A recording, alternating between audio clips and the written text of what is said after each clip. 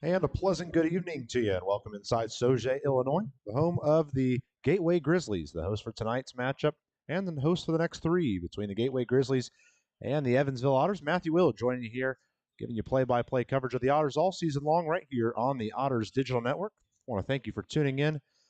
It was an impressive week for the Otters. 3 wins over Lake Erie, really coming off a really tough road trip there in the Canadian Tour. Only winning 2 games of the 6 up there, one against Ottawa, one against Trois-Rivières.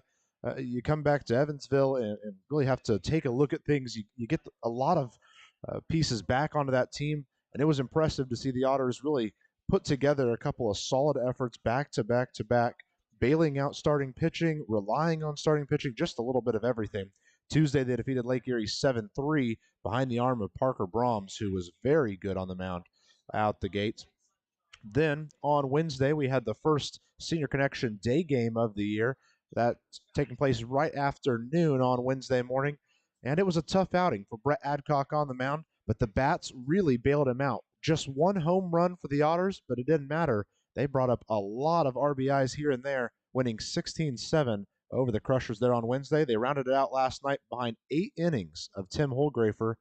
Holgrafer allowed no runs on 2 hits, striking out 10 through 8 full innings.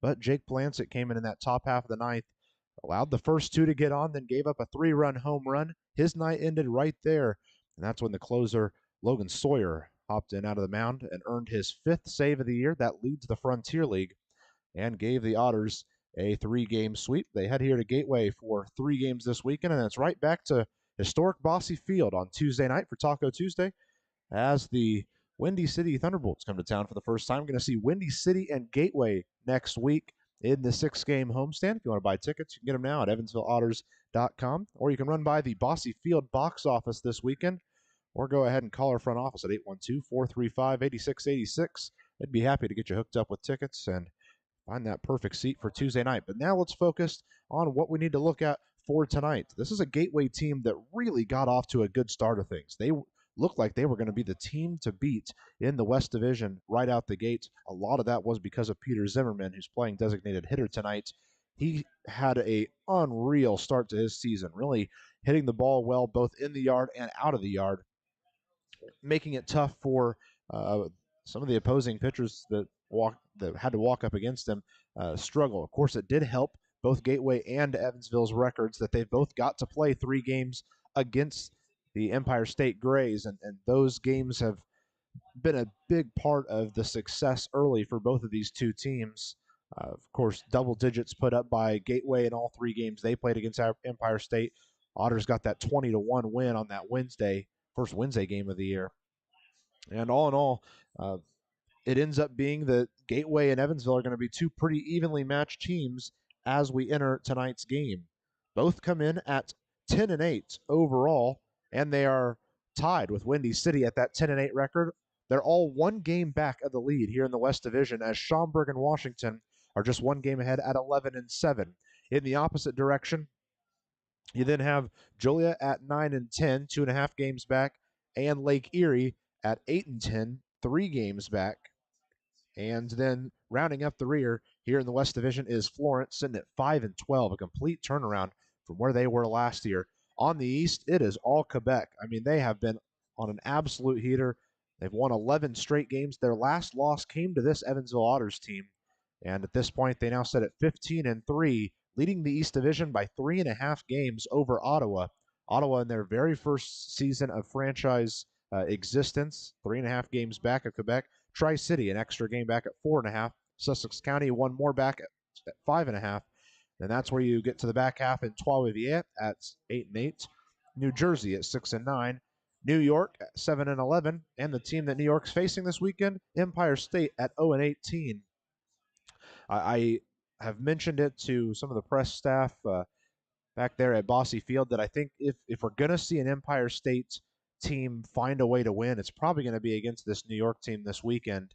I think that probably gives them their best shot. They have a couple guys with some extra rest as they didn't make the trip up to Canada in the last couple of days. So you might be looking at a tiny bit different Empire State team than you saw in previous times.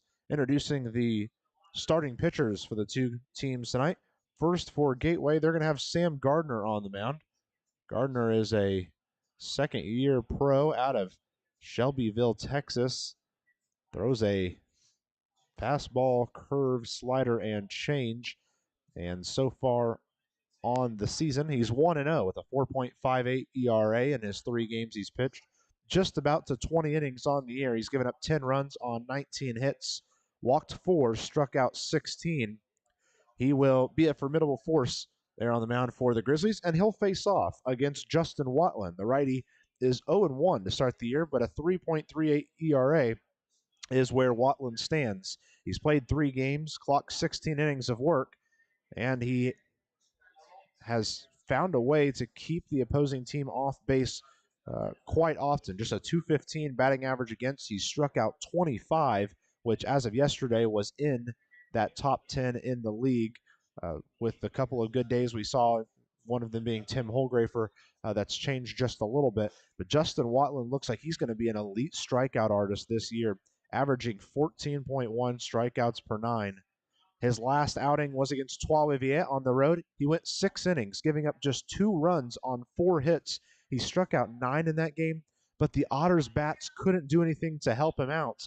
And because of that, the game was a loss, and it was credited to him. That's why he's sitting at 0-1 this year. He's had 2 separate games with 9 strikeouts, 2 separate games where he's given up just 1 earned run, and 2 of his 3, he's managed to go 6 full innings there for the Otters. We'll now look through the starting 9. First for the home team, the Gateway Grizzlies. Batting first will be the left fielder, Andrew Pinner. Batting second, the second baseman, Trevor Ochenbaugh. Batting third, the right fielder, Isaac Bernard. Batting fourth, the designated hitter, Peter Zimmerman. Batting fifth, the center fielder, Jay Prather. Batting sixth, the third baseman, Jose Rosario. Batting seventh, the first baseman, Clint Freeman. Batting eighth, the shortstop, Abdiel Diaz. And batting ninth is the catcher, Jackson Pritchard.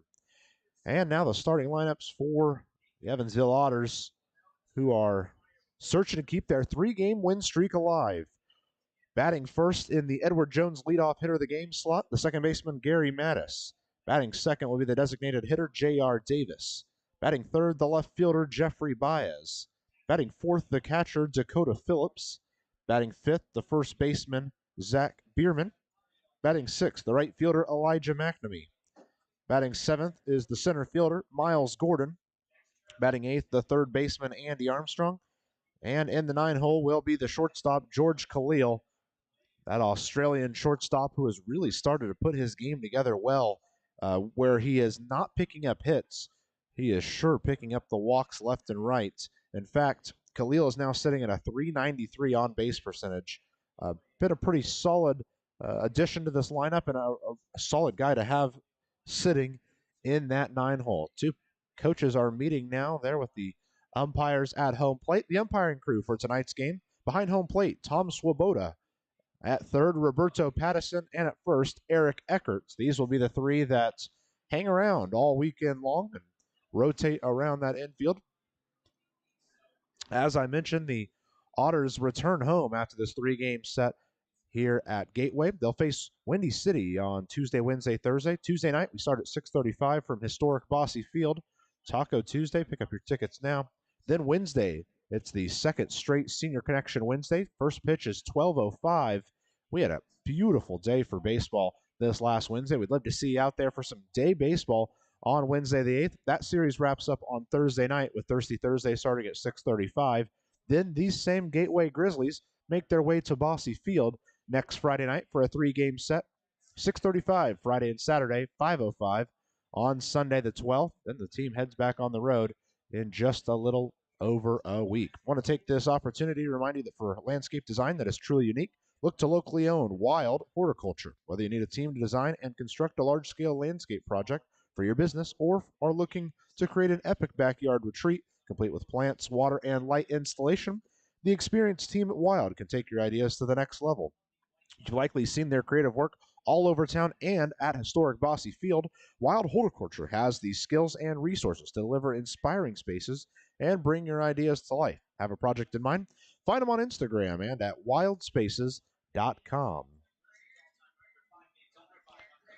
looks like we are just moments away from getting teams out there and singing the national anthem. So with that, we'll take our last break before first pitch here between Gateway and Evansville. We're happy you're joining us here on a beautiful Friday night from Sauget, Illinois. It's Gateway and Evansville coming at you next here on the Otters Digital Network.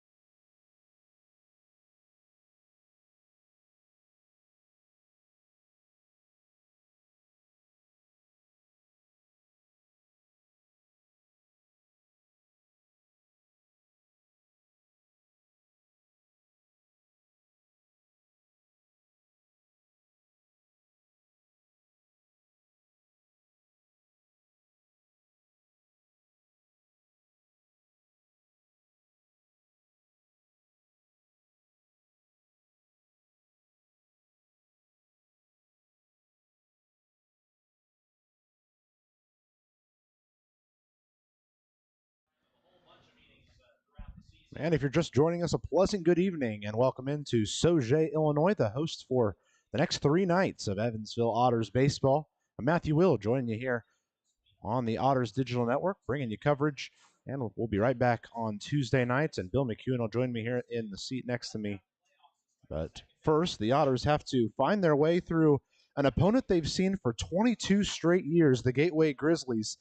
They battled for the first time all the way back in June of 01, a 5-4 win for Gateway. Since then, the teams have played over 200 times. Otters are just behind in the series 98-102 in postseason play. It's 3-0 in favor of Gateway. But other than that, the two teams have faced each other quite a bit, been within divisions just about every year they've been here in the Frontier League, and now the Otters are hoping that in 2022 they can be the ones to set the pace in the head-to-head. Last season was ran by the Otters, 9-6 in favor of them last year. Getting ready for first pitch here inside the GCS Credit Union Ballpark. Really nice place to play baseball here. But keep in mind, it's a really short ballpark. You're likely going to hear quite a few home runs in this game just because of the dimensions of this field.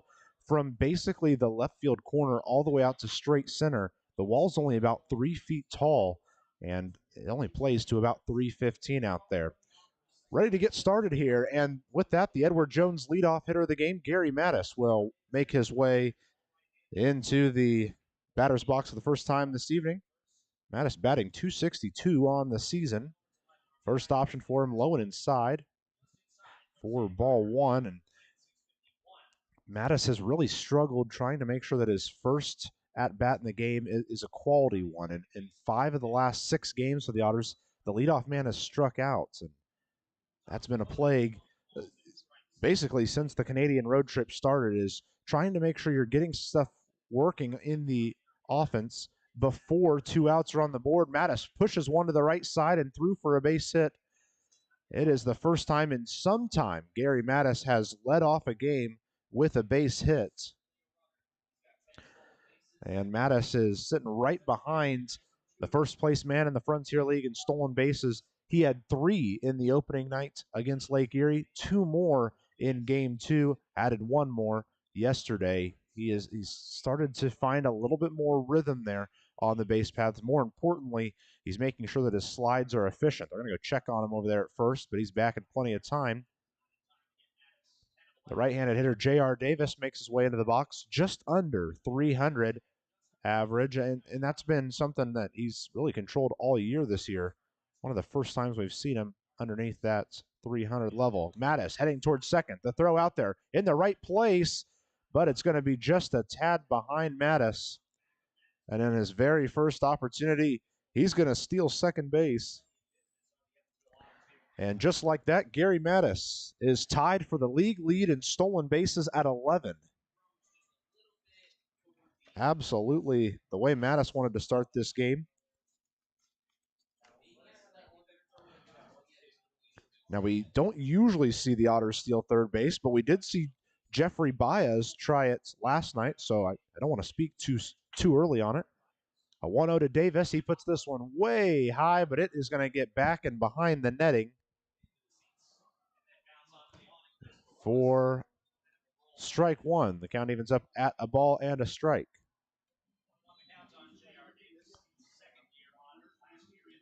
Now, J.R. Davis is one of the guys who was trying to help carry this team through the Canadian road trip, but of course it was Justin Felix that really picked things up. The only games Justin Felix has really batted well in are the 6 in Canada. He was making a joke there in batting practice, and that must be where he has it. Mattis breaking for third, and he gets there in time because the throw gets over the top of Rosario.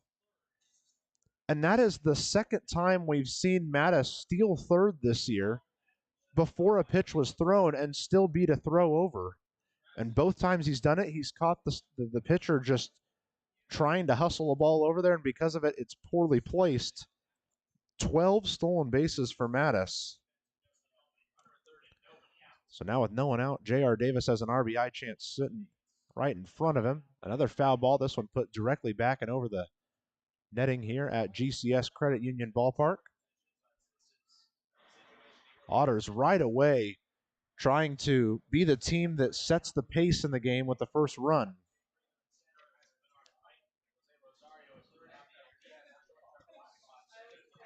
1-2 the count to J.R. Davis. The kick and delivery from Gardner. This one sent to the left side at the shortstop on 2 hops. Long throw to first. Got it in time, but it will be an RBI for J.R. Davis, and the Otters are on the board.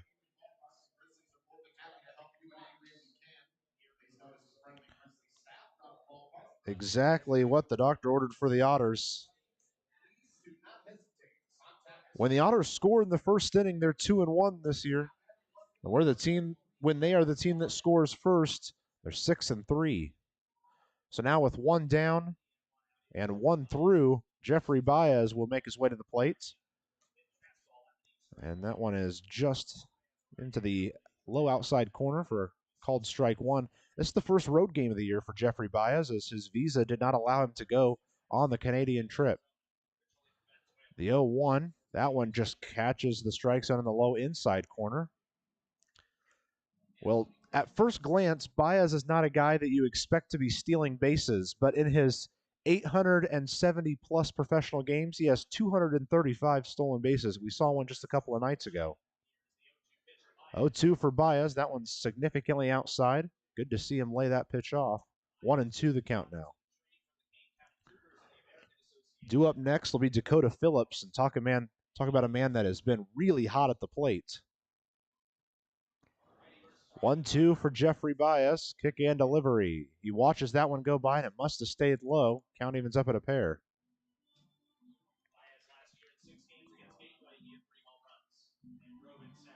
Jeffrey Baez is an individual who has really started to build his game up more and more every time we've seen him this year. The 2-2. Reaches out for this one and pushes it to the right side. Will it get out of play? Just about. Freeman slowed that one down a little bit as he got to the wall, trying to keep himself safe, and it just falls for another strike two, so we'll stick at the 2-2 count with 1 out.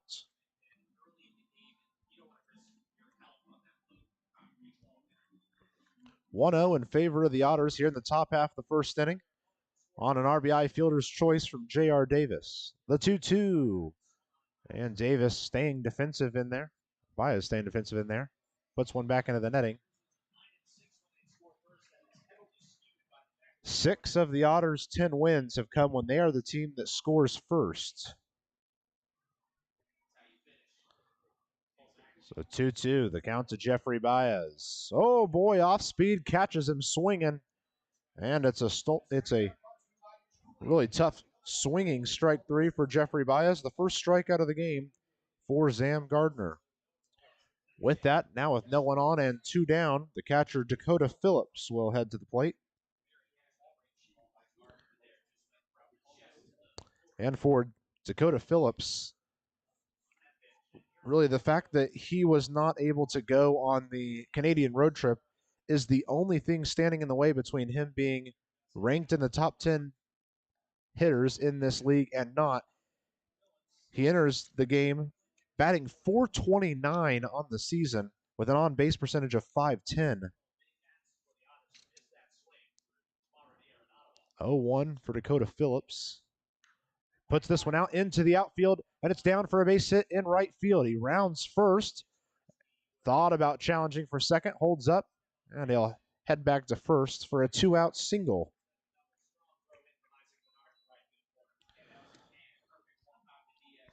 Well, and that's going to be something I think we see a lot of this whole weekend. If you're going to get a double, you're really going to have to leg it out of the box, and the hesitation he had towards first really took that opportunity away from him.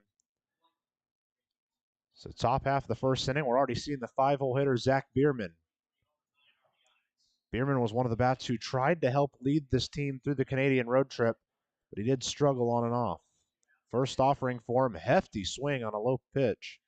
He falls down in the count 0-1. Dakota Phillips stands on first, 2 outs. Otters have brought one across already here in the top half of the first inning. Going to go check on Phillips over there at first. He's back in plenty of time. Don't really have to worry about Dakota Phillips over there at first.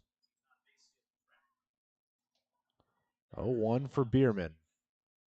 Hard swing on a pitch high and outside. And quickly down 0-2 is Biermann. Regardless of how the Canadian road trip went, this was such a good pickup for Andy McCauley here in the late stages of the offseason to bring Biermann into this team. He has really helped find a way through the lineup. Unfortunately, though, does have a lot of strikeouts. One more here, ends the top half of the first inning, but not before the Otters strike first on an RBI fielder's choice from J.R. Davis. After 1/2 inning, it's Otters 1, Grizzlies coming up to bat after the break.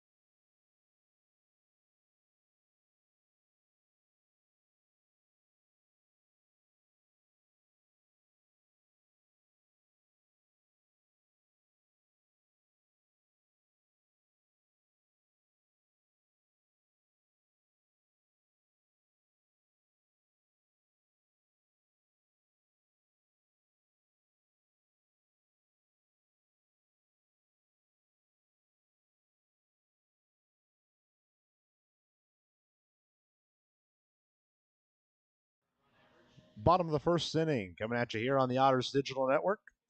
Otters are able to score one there in the top half of the first inning and make Justin Watlin's life that much easier before he even steps up on the bump. Watlin is 0-1 officially in his 3 games, but that was because there was just no offensive production in that game against Trois-Rivières about a week ago. And other than that, though, Justin Watlin among the league leaders in in strikeouts with 25, batting average against of 215. He's averaging over 14 strikeouts per 9 innings pitched. Justin Watlin has been really fun to watch up on the mound. And we're going to see him throw towards Dakota Phillips. That pitcher-catcher battery is sponsored by the Answer Auto Repair East. Find all your battery needs at the Answer Auto Repair East, located at 2319 North Green River Road. Or you can give them a call at 812-475-9000. Let them know Evan the Otter sent you. 1-0 to Penner. Takes a pitch up high, and it stays high for ball 2. Andrew Penner playing left field tonight. Second best hitter on this Grizzlies team, 360 through 12 games this year. A 2-0 towards him, and it's another hefty swing. The off-speed got him there, and now he's looking at a 2-1 count.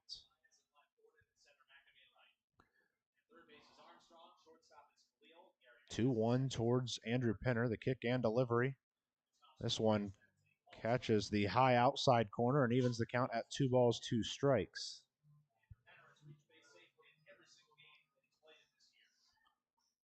Watlin with a little extra time on the mound here. Kicks and delivers on the 2-2. And that one stays high and inside, but it is fouled back into over the netting.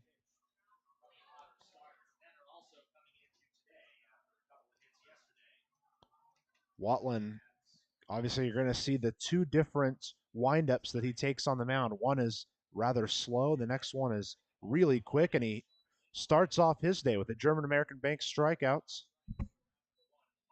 This one swinging for Andrew Penner. With that, let's take a look around the defensive alignment for the Evansville Otters. In left field, Jeffrey Baez, Gordon in center, Elijah Mcnamee out there in right. Across the infield, Andy Armstrong at third, George Khalil at short, Gary Mattis at second, Zack Biermann is at first. Behind the plate is Dakota Phillips. That, of course, means that the men in the dugout will be Ronnie Allen Jr., Justin Felix. As an 0-1, heads home to Ochenbaugh. Trevor Ochenbaugh playing second base, batting .297 on the season. 6 doubles, 7 home runs. Of course, those 7 home runs have him amongst the league leaders. Fastball is fouled back into Phillips's mask, taking the count to 1-2.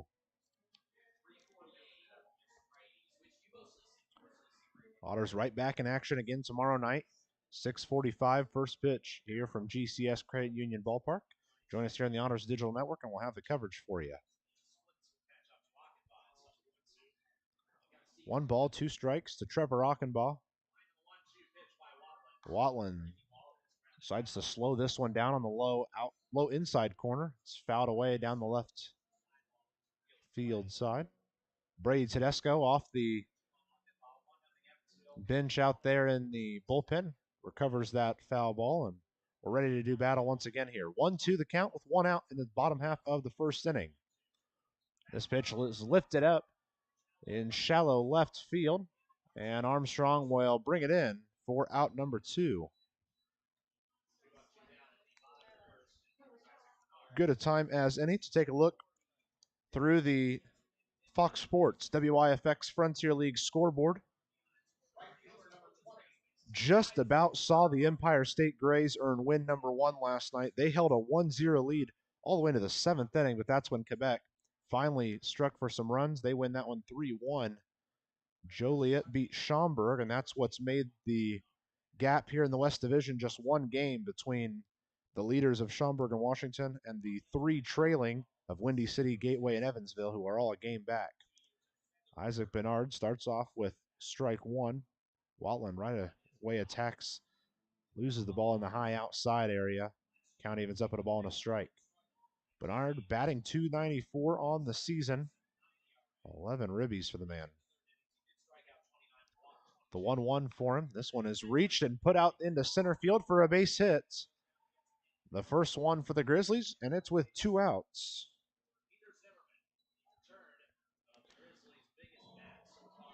So now the Otters are going to have to pitch towards, at least until the injury happened, the most dangerous hitter on this Grizzlies squad. He's missed 8 of the last 10 due to an injury, and those 2 that he appeared in, both pinch hitting opportunities. It's Peter Zimmerman, who's batting .429. He starts with a fastball, strike 1 on the high inside corner. Isaac Bernard over there on first. 1 for 1 in stolen base attempts this year. Decent lead for him at first. The 0-1 works again high and inside, but that one stays a bit too high. 1-1 now the count for Peter Zimmerman.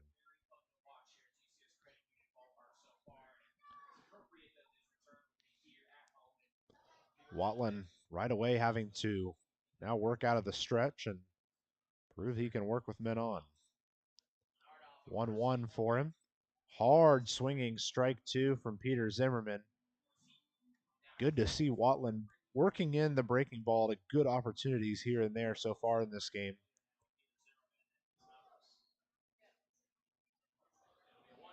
Watlin with a glance over towards first, and here comes the 1-2. This one's lifted out towards left. Baez retreating back towards the warning track and makes the catch as he leans back into the wall for out number 3. A 2-out base hit will stay put right there at first, and after 1 full inning, it's Otters 1, Grizzlies 0 here on the Otters Digital Network.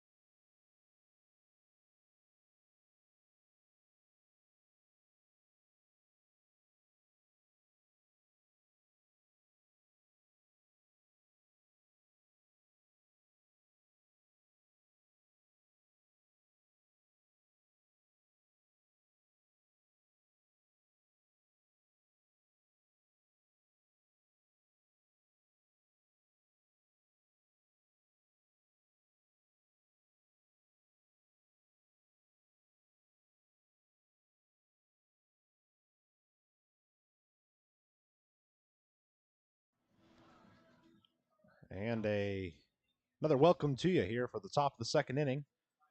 Otters already with a 1-0 lead here after a RBI fielder's choice from J.R. Davis in that top half of the first inning. So now batting in the top half of the second, Mcnamee, Gordon, and Armstrong will get us started. Elijah Mcnamee takes a slower pitch high and outside for ball 1. Mcnamee was not able to make the trip to Canada, but since then has been really good. Now trending up towards the 300 level. Sends this one out towards center field. A reaching grab for the center fielder, Prather. Man, that's a way to start the inning, and he gets Elijah Mcnamee taking off the helmet and saluting him out there. Leaves the feet and brings that one in.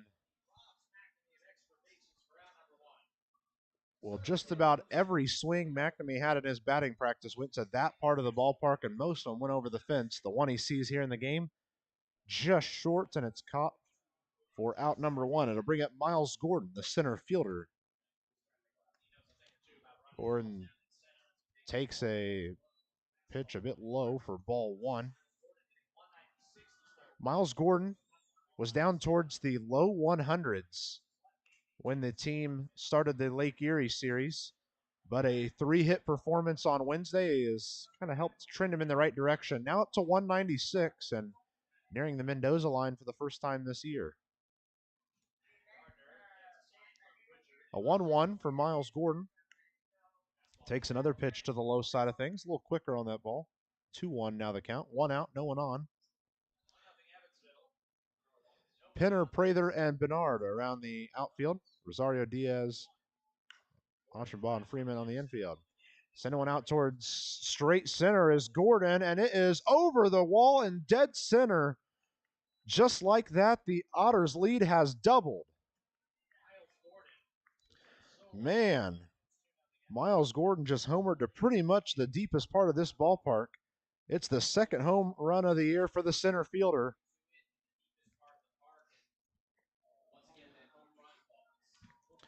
Good to see Miles Gordon continue his hot week at the plate.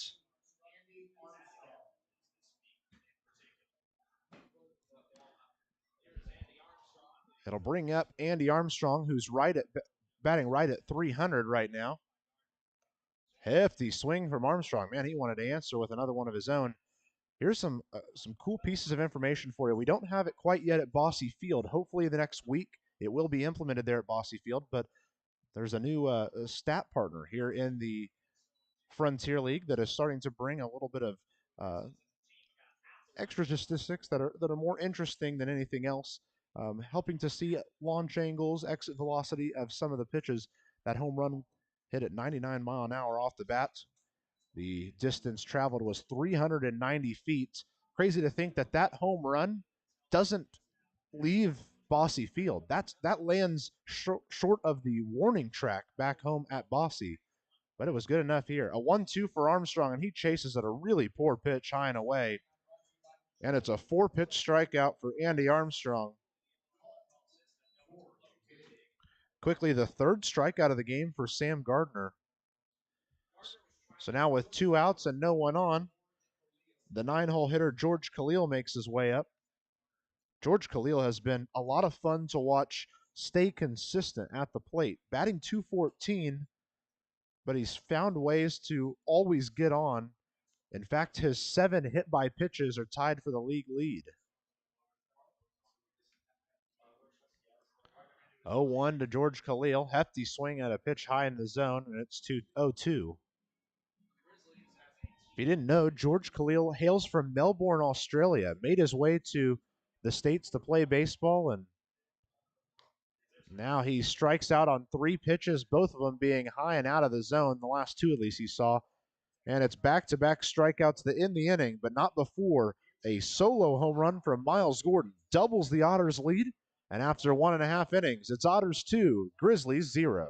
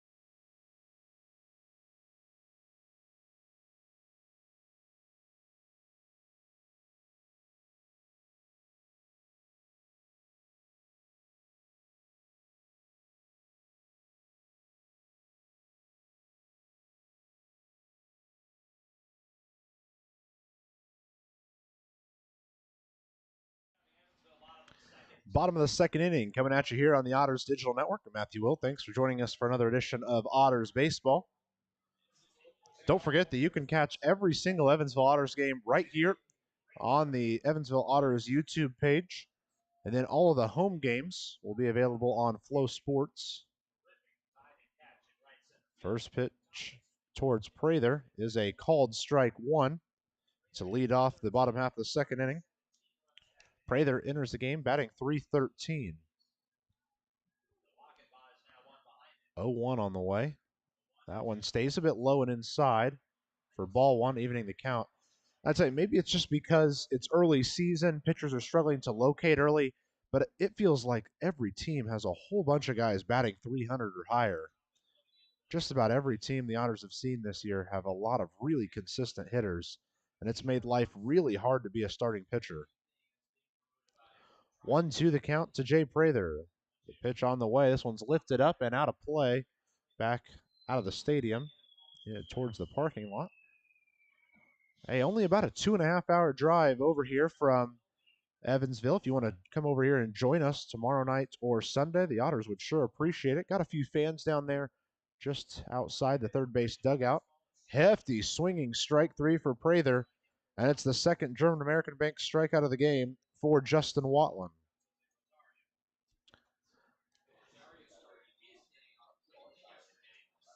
It'll bring up Jose Rosario, who is batting .267 on the year, playing third base tonight.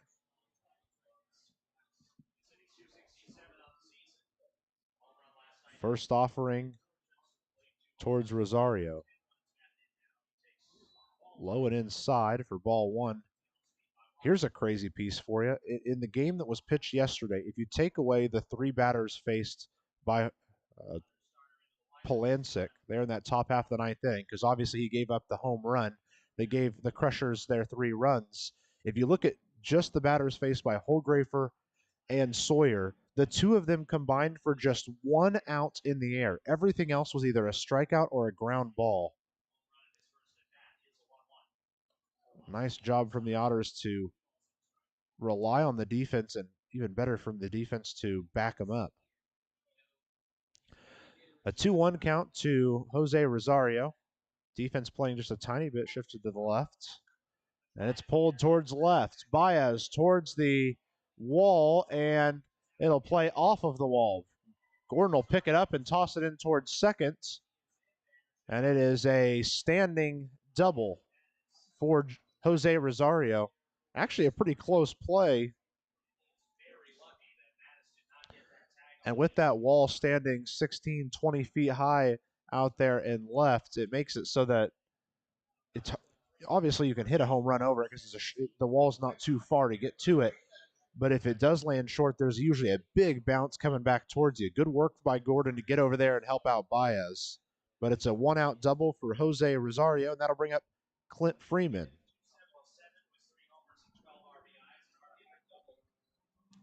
Freeman batting .277 on the year, 12 RBIs, a chance here for another. First pitch is high and inside for ball one.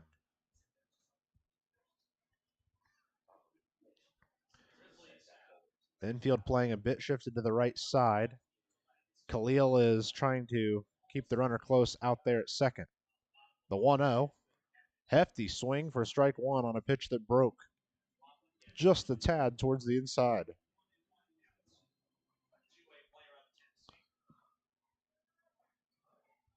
Freeman, a left-handed hitter. It's a little mismatch here against Watlin. The 1-1. Getting a piece of it was Freeman. The foul tip is into the glove of Phillips for strike two.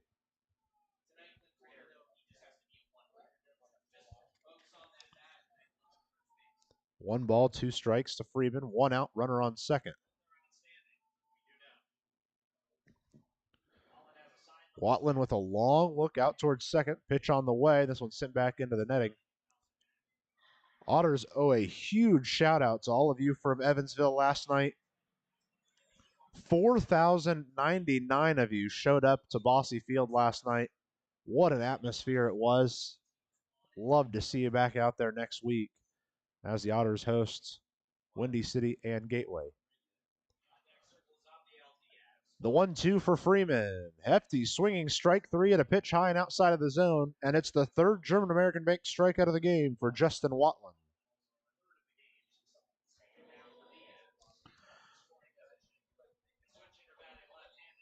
So now with 2 outs and a runner on second, Abdiel Diaz makes the walk up to the plate. Diaz batting .254 on the season, 10 RBIs for him. He's got a shot here, but he's got to put something down in the outfield. First pitch from Watlin, showing bunt for a second, and the pitch gets away from Phillips. That will result in Rosario making his way to third. And that is the second pass ball of the season for Dakota Phillips. That allows the runner to get to third. Now Abdiel Diaz has a runner just 90 away.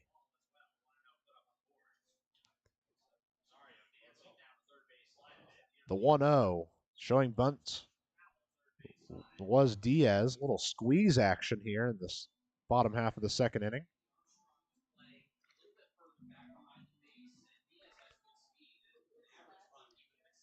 One ball, one strike, 2 outs, and a runner on third. Gateway's looking for their first run of the game.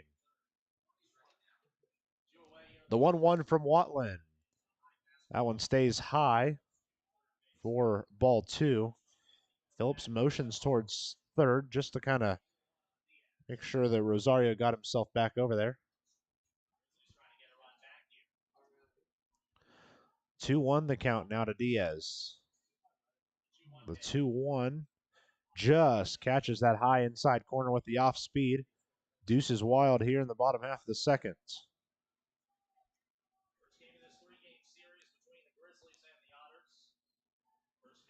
A little bit of a wait before the next pitch from Justin Watlin. A glance out towards third. The 2-2. Oh, this one's fouled straight back into the netting. And Diaz will live to see another pitch.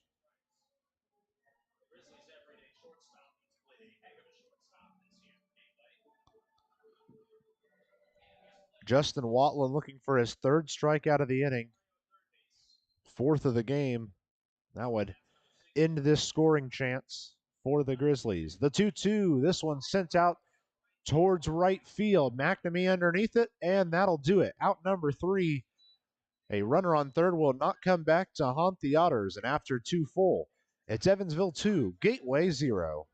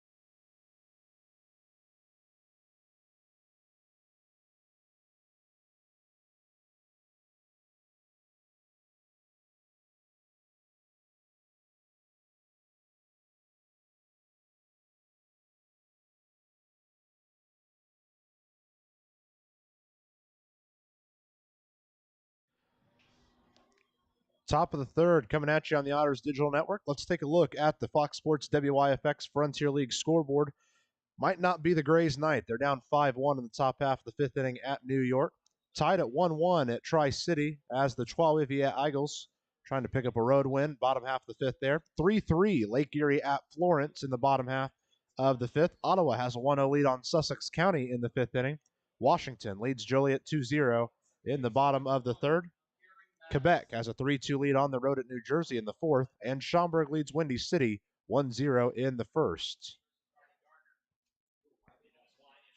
First offering to the Edward Jones leadoff hitter of the game, Gary Mattis, is lifted up and foul to the right side, but it's going to get down for a long strike 1. Gary Mattis struck out swinging in the top half of that, looked at the wrong sheet here. Gary Mattis led off with the single that he pushed to the right side and out into the outfield for a single. Stole second, stole third, scored on the fielder's choice from J.R. Davis. 0-1 now for Gary Mattis. Sends this one right back up the middle towards Gardner. The shortstop plays it on a little hop and misplays it as it gets to him. And it'll be the second base hit of the game for Gary Mattis.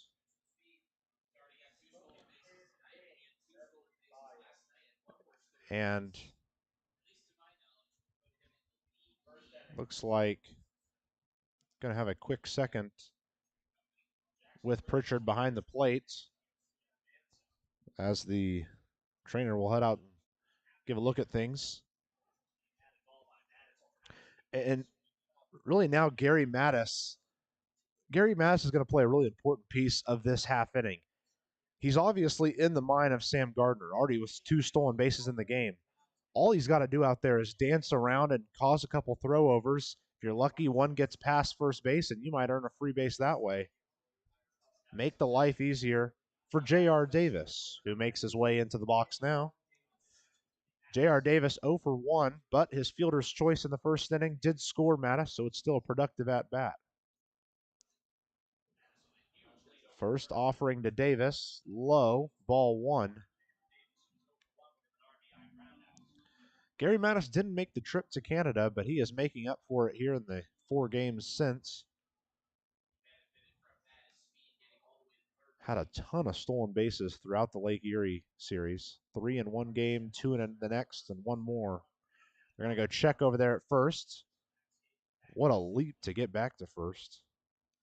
Didn't really look like they had any intentions of trying to tag.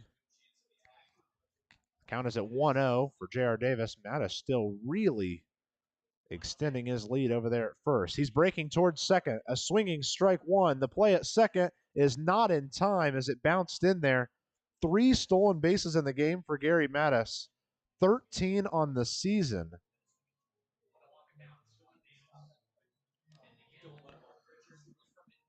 And if you've been around the Evansville Otters for any time at all, you know that it's not super on brand for Andy McCauley to be sending runners like this, but he's done it a ton this year. So now Davis looking at a 1-1. See if Davis tries for another bag. 1-1 to Davis. Davis lifts this one up in the infield, maybe towards shallow right center. And Ochenbaugh will bring it in for out number 1.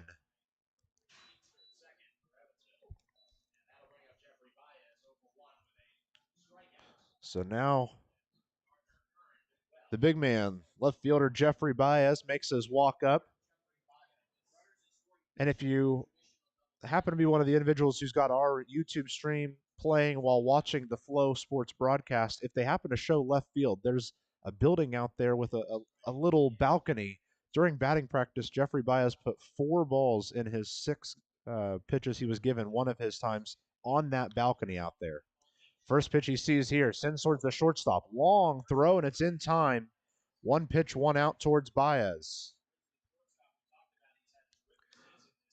Abdiel Diaz made that pitch, or made that whole play look really simple, despite having to move a long way and make a really accurate throw. So now the cleanup hitter, Dakota Phillips, makes the walk up. Phillips had a single there in the first inning, extending his hitting streak to 12 games. You really ask the question, if Phillips had been able to make the trip to Canada, how many more wins the Otters could have potentially had? Huge bat to not have in their lineup. First offering to Phillips, just misses high. Ball 1. Mattis seems plenty happy to keep himself there at second. Phillips has the extreme shift put on him as the second baseman Ochenbaugh is playing in shallow right field. The 1-0. Phillips takes it for called strike 1. The fastball is up and in.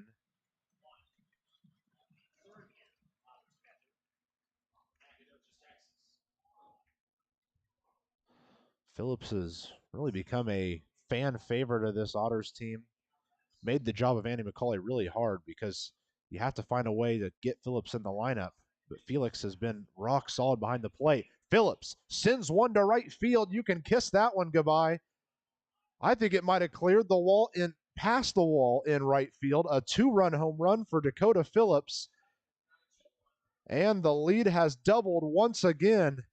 4-0 in favor of the Otters. Dakota Phillips has his second home run in 3 games. Well, I know somewhere out there, Bill McEwen is jumping out of his seat. Dakota Phillips has hit another home run.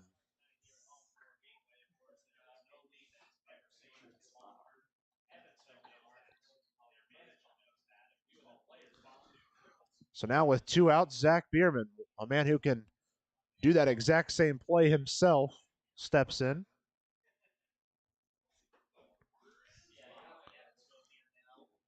Long wait here before the first pitch to Biermann. Or the second pitch, I'm sorry. A 1-0. Biermann sends it back into the netting. Good time swing. Biermann has one of the quickest swings on this Otters team. He can get that bat off the shoulder and all the way through in a blink of an eye, really. 1 ball, 1 strike, and stepping off is going to be Gardner for a second here.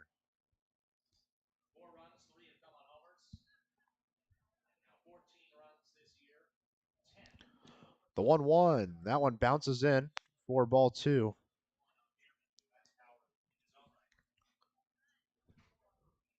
Two balls, 1 strike towards Zack Biermann.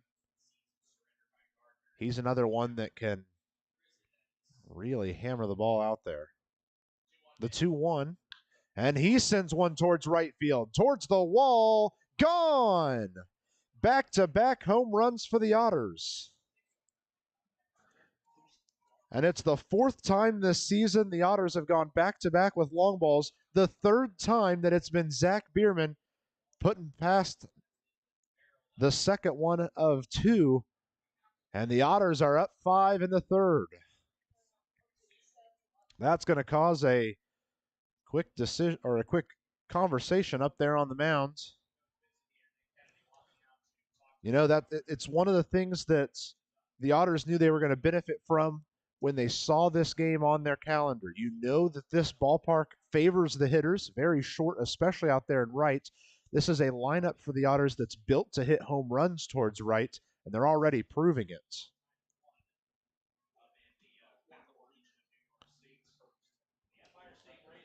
So for Zack Biermann, that's home run number 4, and somehow all 4 of Biermann's home runs, they've all been solo home runs, but this is the first one on the road for him.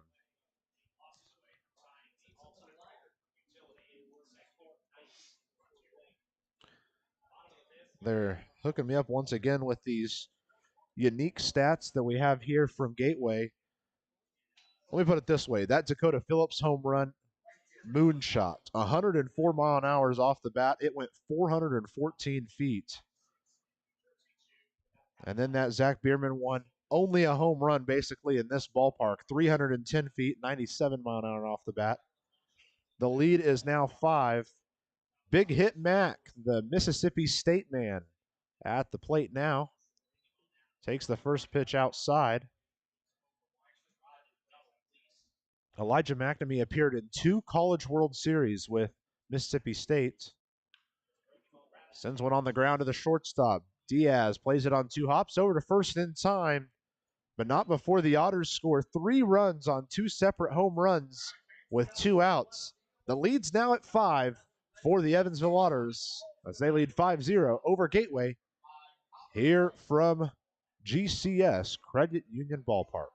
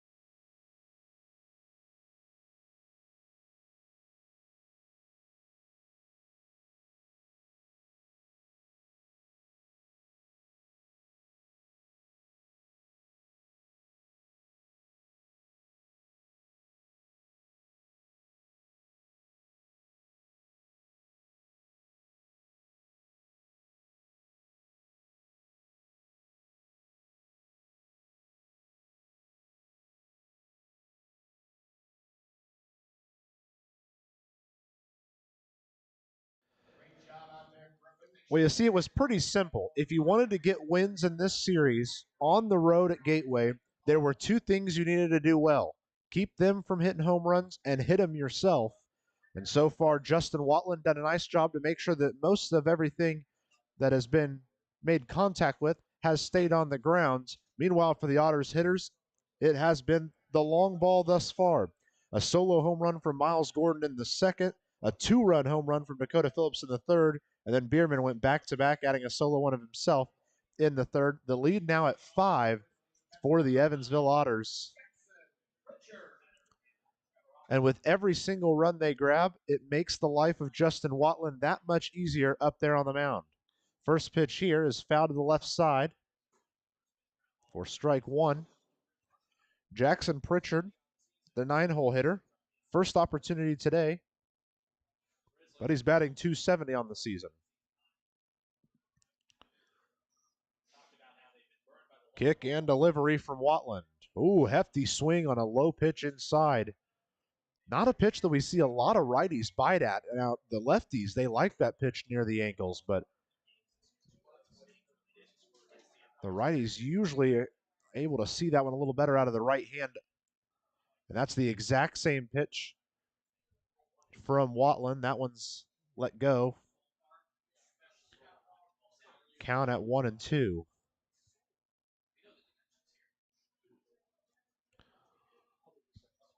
Watlin stuck with that really slow windup, and it's done good. That one works a bit too far inside, and it hits Jackson Pritchard, so the leadoff man is on in the third. Dangerous there. Put the leadoff man on, and now we head back to the top of the order where Andrew Penner makes his way up. Andrew Penner is 0 for 1 on the day, has a strikeout swinging there in the first inning. It was the first of 3 German American Bank strikeouts thus far in the game for Justin Watlin. First offering to Penner. Oh boy. Called strike one on a pitch that was way up in the zone, just barely got across.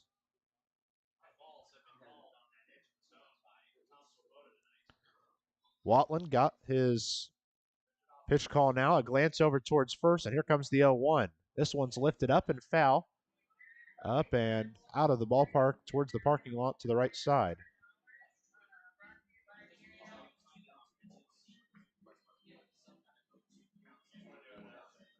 Infield is playing a little bit more shallow than typical. Outfield a little bit shifted to the right. The 0-2 to Penner. Oh, and he almost pushes this one towards right field. Instead, it stays foul. The count stays at 0-2.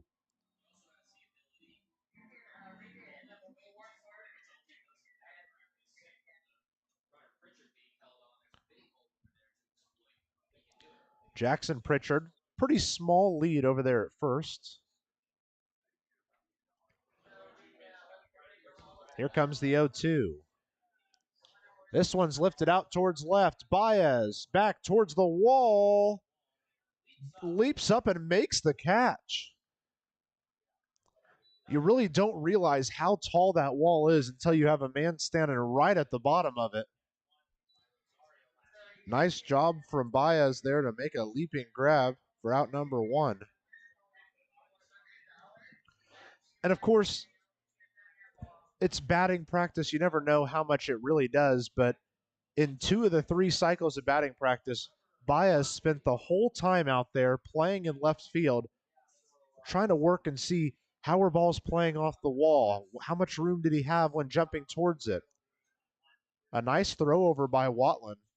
Really accurate, but in time, or back in time, was Jackson Pritchard. Trevor Ochenbaugh at the plate now. He popped out to third his first time up. First opportunity, and that one works high and inside. Actually catches the helmet. And 2 runners are on, both via the hit by pitch.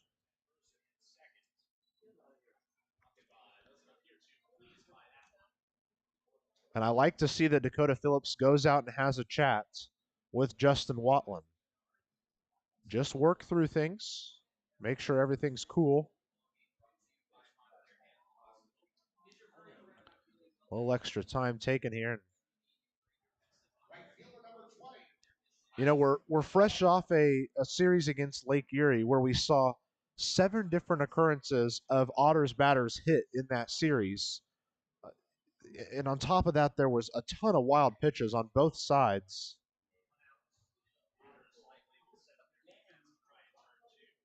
So it's not a surprise that that's carried over.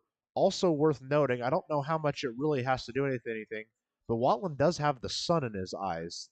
The sun shining over the infield right now. Runners on first and second with 1 out as Isaac Bernard at the plate now. Pitch stays high for ball 1.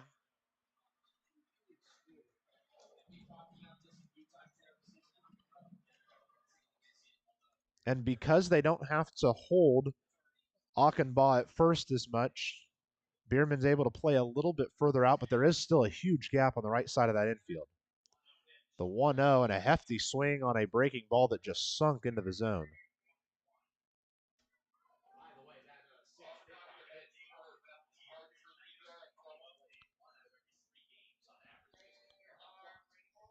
Justin Watlin really taking his time between pitches as he and Dakota Phillips figure out what's coming next. The 1-1.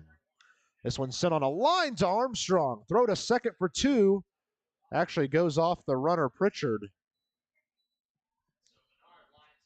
Great reflexes from Armstrong. Pull that one in for the second out. And now there's 2 outs and 2 on for one of the most dangerous hitters in this league, Peter Zimmerman. I mean, I tell you what, this game could be turned into a 2-run game in one pitch with this guy. You've got to be very careful here. I think Justin Watlin's done a nice job to make sure that when a pitch is appealing, it's staying pretty low. First pitch is low for ball 1. Not a surprise that that's where he started off this at bat.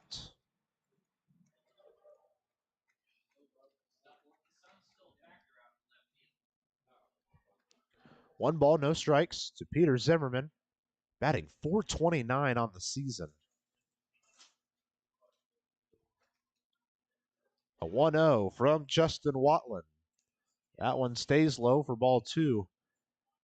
So I'd love to see where Peter Zimmerman would be in the grand scheme of things in the leaderboards and everything had he played every game this season thus far.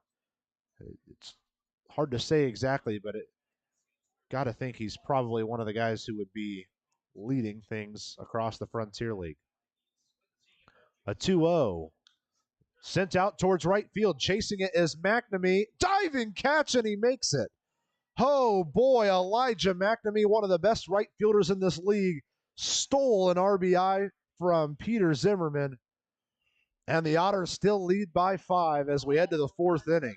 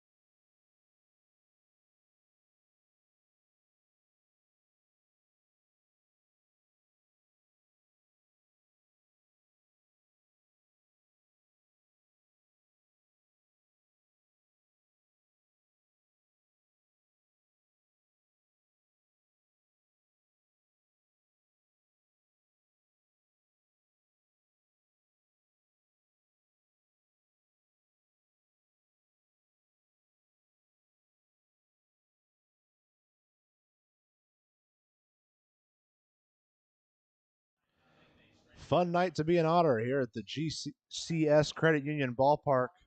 Couple of long balls, couple of great defensive plays, but none bigger than the one we just saw from Elijah Mcnamee. A diving grab in right field that most certainly stole a 2 RBI base hit from Peter Zimmerman. So the Otters still lead by 5 as we head to the top half of the 4th inning. Miles Gordon will lead us off here. Gordon will let it go by for a low ball 1. Gordon had a solo home run in the second. He sent it to about the deepest place in this ballpark, yet it still would not have been a home run back home at Bosse Field.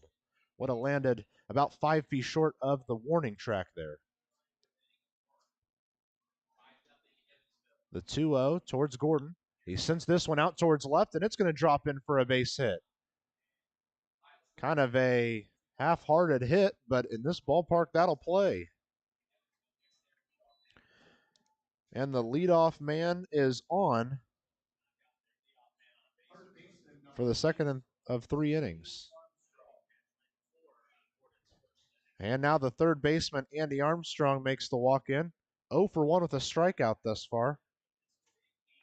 But Armstrong, one of the team's best, batting .300. First pitch, right across the heart of the zone for strike 1. You know, Armstrong was the best hitter on this team when the team left for Canada. Then, while they were up there north of the border, he went 1 for 20 for an .050 average in the 6 games up there in Canada. Really decreasing his average quickly, and that's why he's back down to .300. An attempted bunt goes back towards the netting, and he's quickly down 0-2. We've seen on both pitches Miles Gordon take a huge lead after the pitch is thrown. Pretty good size lead at first right now. They're going to go check on him.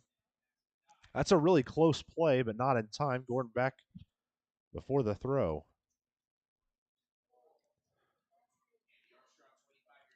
So 0-2 the count to Andy Armstrong.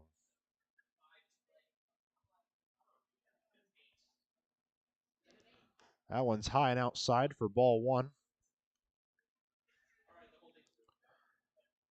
You see Armstrong, the product from Oregon State. He's had a couple of good jokes with backup catcher Ronnie Allen Jr. as his Oregon State Beavers are going to be playing Ronnie Allen Jr.'s New Mexico State Aggies in the first round here of the baseball playoffs. A throw out towards second, and because the second baseman Ochenbaugh had to kind of jump out of the way of Gordon, Gordon's in there with a stolen base.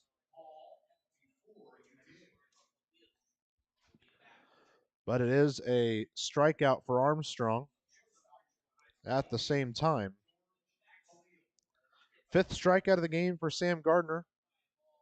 And now with 1 out and a runner on second, George Khalil will make the walk-up. The shortstop from Melbourne, Australia, 0 for 1 on the day with a strikeout. First chance, and he sends it out towards deep right center. Back towards the wall is the center fielder, and that one is over the fence. Another home run for the Otters. The Australian, George Khalil, with a 2-run home run, and the Otters lead by 7.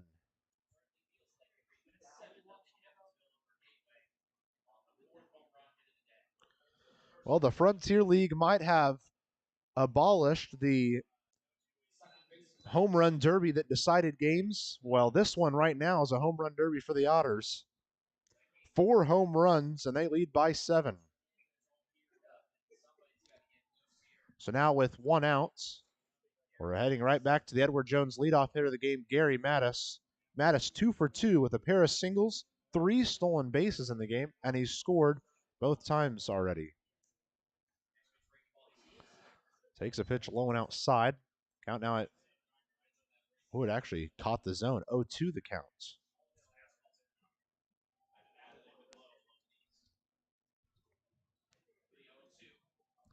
The 0-2, that one stays a bit low and outside. And the count at 1-2 for Mattis. Gary Mattis had a really tough start of the year defensively at second, but he has turned it around incredibly, and he's backed it up with a ton of solid hitting as well.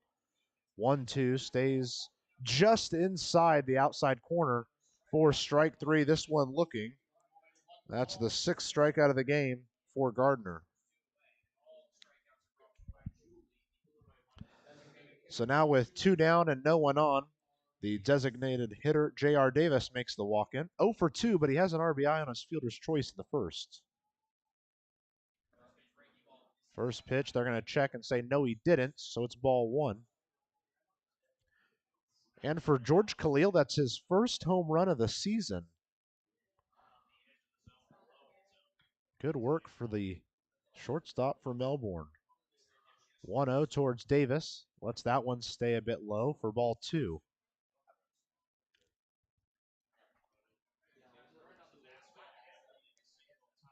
The defense playing pretty much straight up, infield and outfield. 2-0 to Davis. Stays low yet again. The fastball's low and outside.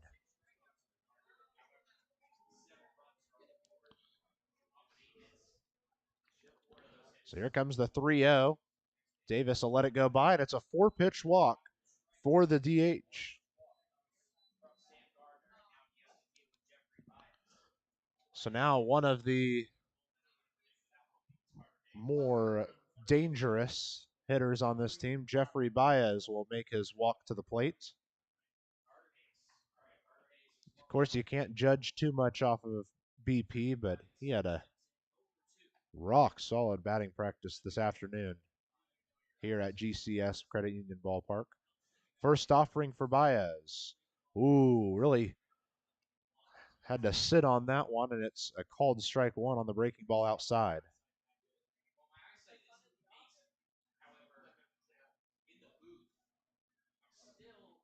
0-1, they're going to go check over it first. Oh, I thought for sure they had gotten Davis on that play. Somehow he got that right arm in there in time.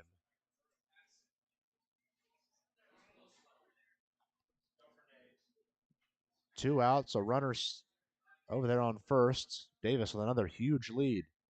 Baez, hefty swing on a pitch up high, and it's quickly an 0-2 count for him.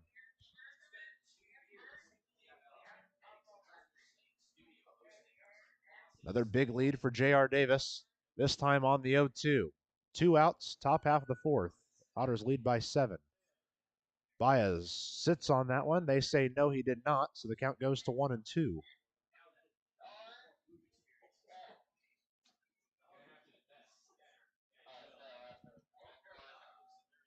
Glance out towards the second base umpire from Sam Gardner. But we're ready to go on the 1-2 for Jeffrey Baez. 2 outs, runner on first. Pitch towards him, stays high and outside. Baez able to lay off it. And the deuces are wild.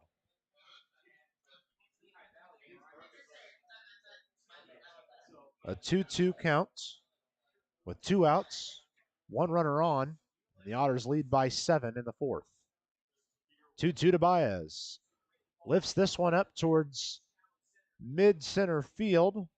And bringing it in for the 3rd out will be Prather out there in center.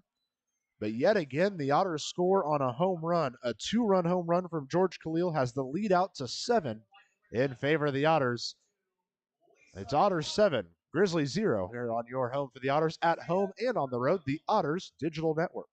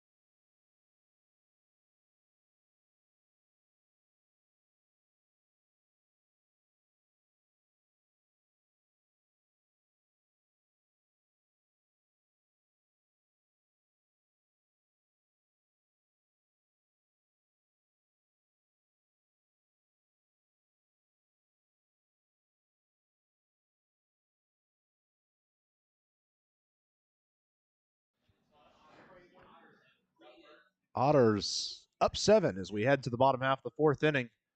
All but one run coming via the long ball. That was exactly what the Otters had to capitalize on if they were going to come play here successfully at GCS Credit Union Ballpark, and that's exactly what they've done. And, of course, backing up the solid hitting performance from the Otters is another solid performance on the mound from Justin Watlin, making sure that when Gateway gets contact, it's staying inside the ballpark, and that's been vital thus far.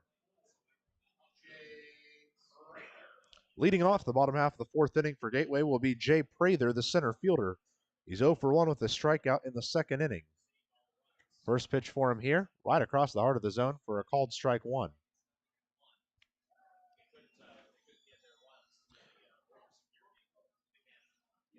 Oh, 1 the count now to Prather.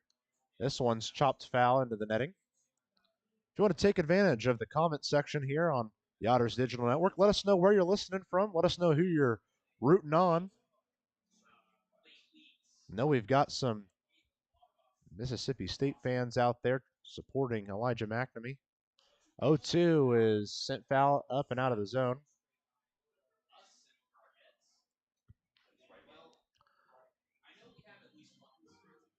No balls, 2 strikes.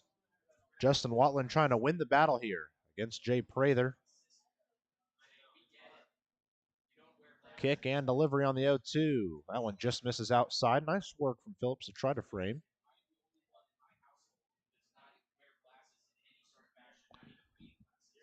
Watlin not taking too much time between pitches. Here comes the 1-2. That misses outside yet again.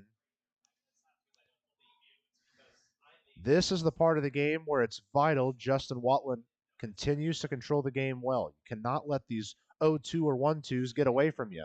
Driven out towards right center field. Chasing is Mcnamee. Another outstanding catch from Elijah Mcnamee. I hope you're listening, Mississippi State fans. He's done it again, the second time this game that Mcnamee's extended for one out there in right field. Oh, boy. This is a ballpark where Mcnamee had to perform well, and he has done it thus far. Bill McEwen, your right fielder, is at it again. He has stolen 2 hits now. So now with one down, the third baseman, Jose Rosario, due up next. Takes a fastball high for ball 1. Rosario had a double in that second inning, then advanced to third on a pass ball, was stuck there, however. The 1-0 for him misses on the low side of the zone now, 2-0 the count.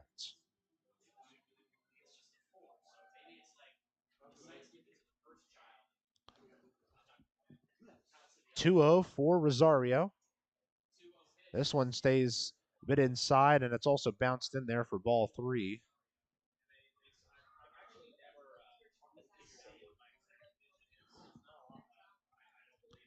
Three balls, no strikes to Jose Rosario. See if he has a green light here.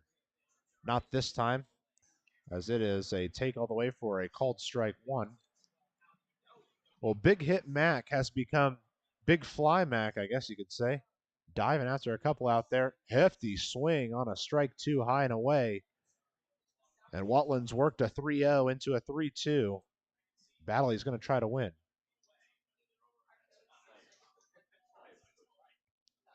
Long wait before the 3-2. Here it comes. Stays a bit low, and it's a leadoff walk, or a 1-out walk for Jose Rosario.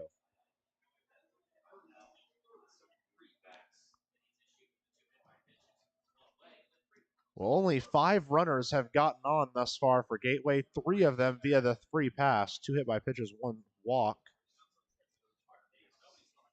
And for Watlin, that is just the 4th walk of the season he's issued.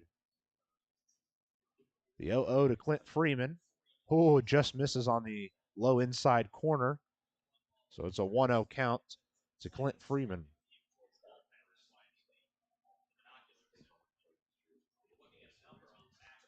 The 1-0 tossed over, and Biermann applies the tag just a tad bit late.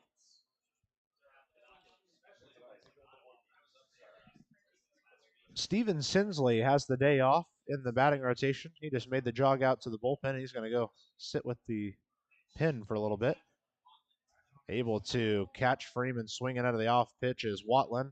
The count's at 1-1.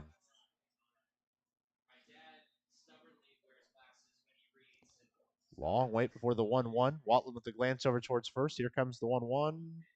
Just catches the outside edge for a called strike 2. So 1-2 the count.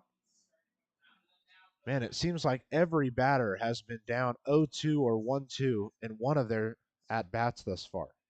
Watlin doing a great job to get ahead in counts. The 1-2. It's pushed out to the left side. It will get foul, however. That one would have been off the wall if it was straightened up.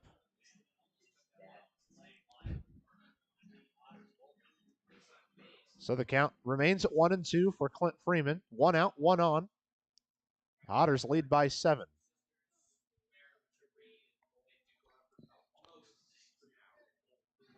Long wait for Justin Watlin. He glances over towards first. And here comes the 1-2. Off speed, misses up high. Count evens up at 2 balls, 2 strikes.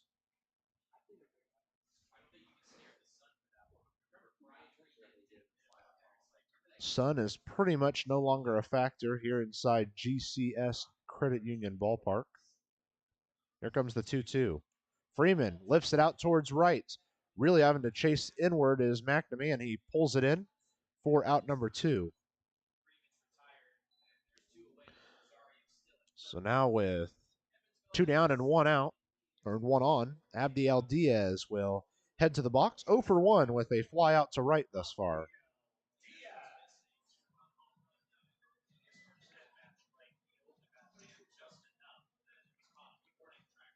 Diaz, a left-handed hitter, batting .254 on the season. First opportunity is fouled up and out of play to the left side. And it's another chance for Watlin where he's gotten himself a first pitch strike.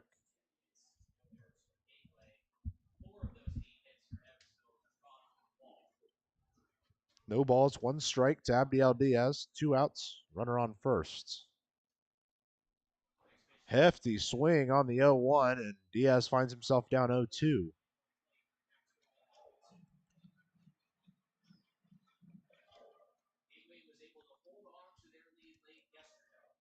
Gateway still searching for their first run of this game. 7-0 at the score. Otters have scored on 4 home runs thus far. The 0-2. Swing on the outside of the plate. It's a 3-pitch strike for Justin Watlin. And it's the 4th German American Bank strikeout of the game.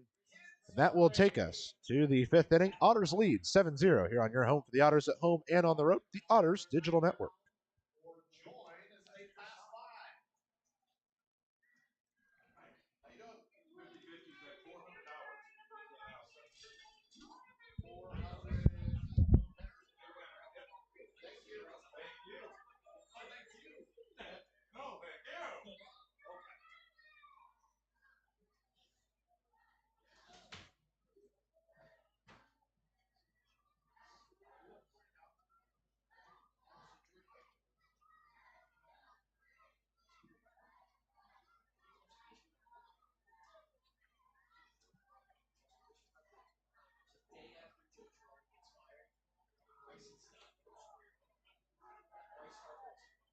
Look at all those kids participating in the Laura Buick Kids Parade. Join in as they make their way around the concourse. At Laura Buick, they take great pride in serving the top skilled St. Louis drivers. Their selection of new and used vehicles, along with extensive variety of parts, accessories, and tires, certainly blow your mind away. Laura Buick GMC.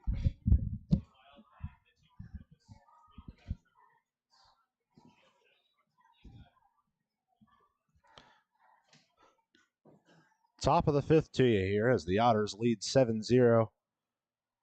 It's been the long ball that's done it for him. And that's something that, though it didn't exist much on the Canadian trip outside of Mr. Justin Felix there, Since then, that has been a big push for him throughout the Lake Erie series and now here into the Gateway. So 4 of the 8 hits the Otters have had thus far have been long balls. They've scored 6 of their 7 runs via the long ball as well.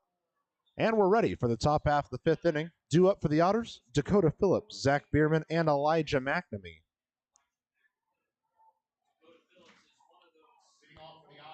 The last time that Phillips and Biermann were up, they both went yard.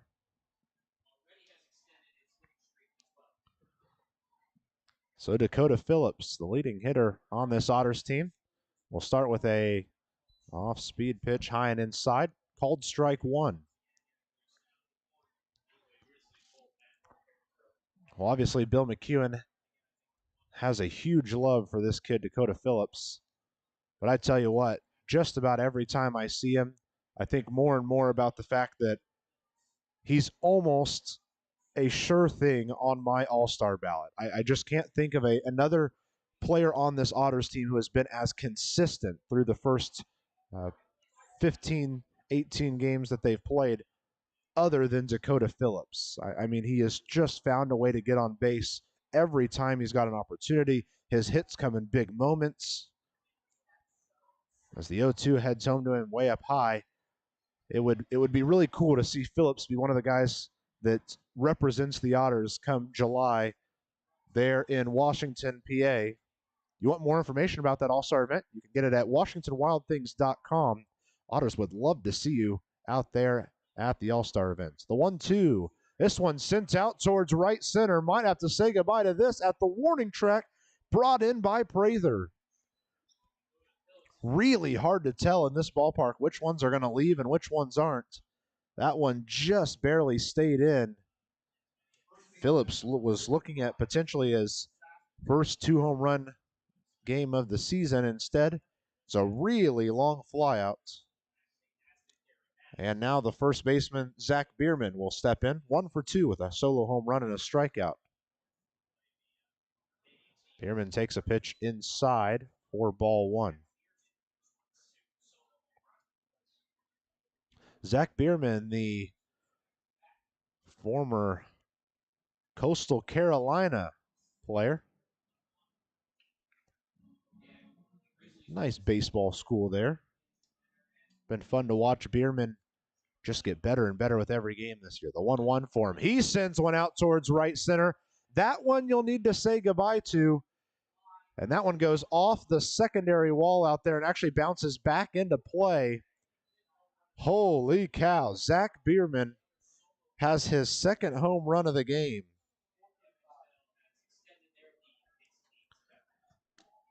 And Zack Biermann has his 5th home run of the season. All 5 are solo home runs for him. And just like that, the lead hits 8 for the Otters.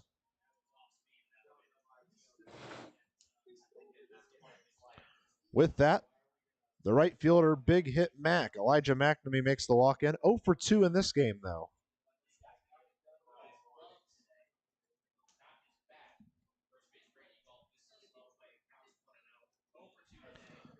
One 1-0 starts Mcnamee on the pitch outside. Mcnamee has not been big hit Mac tonight. It's been all defense for him. 2 outstanding plays in right field. In fact, if you're listening to us on the broadcast here, if we can't get it posted to our social media, find a way to get on Flow Sports and go back and find those. Those were 2 outstanding plays. 1-1 to Mcnamee. That one's lifted up and out of play to the right side towards the secondary parking lot. Otters will stay here at Gateway for the next 2 nights before heading home to face the Windy City team here in this West Division. They'll start Taco Tuesday on 6:35 there from Bosse Field. We'd love to see you out at the ballpark. Again, we want to shout out the 4,099 that showed up last night, a Thursday night, and Bosse Field was rocking. Love to see you guys out there for the rest of the season. A 2-2 towards Mcnamee. Lifts this one up and out of play down the right field line. Hot shot towards the people walking along the concourse.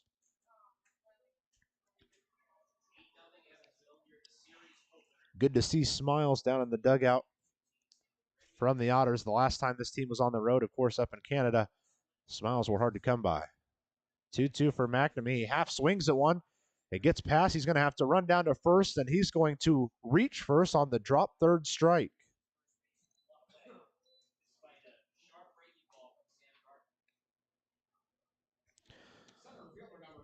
So now the center fielder, Miles Gordon, walks in 2 for 2.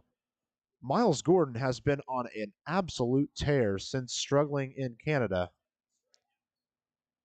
Time is going to be called, and we're going to need a sermon on the mount as the entire infield comes in to have a chat with the starting man, Sam Gardner. That'll do it for him. We'll take a break and let you know who's coming in for the Grizzlies. Right after this, another base hit given up has chased Sam Gardner out of this one. Otters lead 8-0 here from Gateway.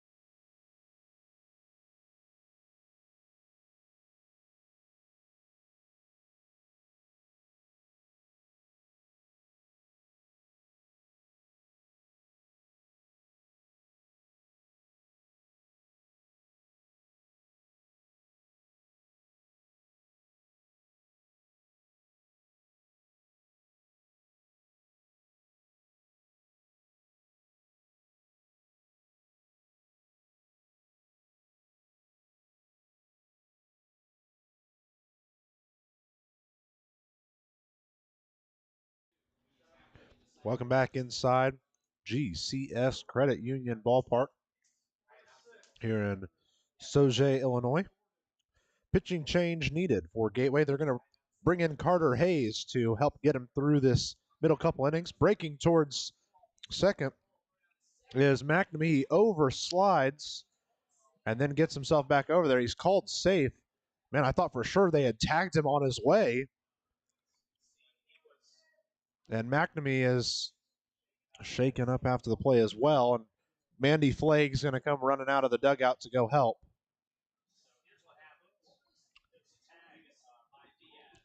Well, it looked like for sure the tag was applied. Mcnamee overslid second, then dove back at second, and they called him safe. So two separate things happening here. There's a conversation happening between the head man of the Grizzlies and the umpiring staff. Then also Mcnamee is receiving attention from Mandy Flagg. Looks like it could just be a cramp or something as he's just getting stretched out there now. Of course, maybe it's just because of the past that I've had calling games at turf fields, but the heart always sinks when you see a guy come up hurt after sliding on the turf field for the first time playing on turf in a while, because the slides play so much different. Well, two good news for you. Mcnamee's back up, good to go. Second, they're going to keep him safe at second somehow, and he will earn a stolen base on it.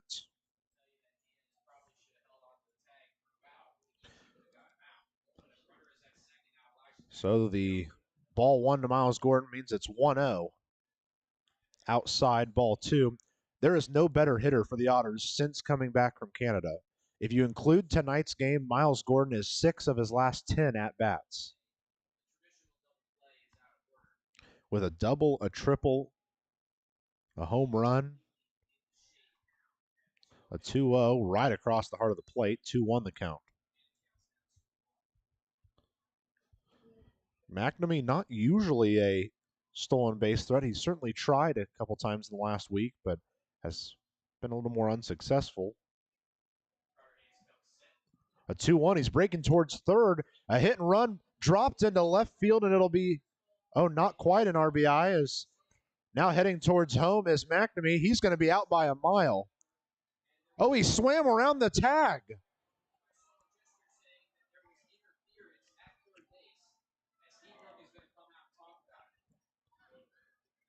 A whole bunch going on here. So now the third baseman, Rosario, says something, and the benches are going to clear.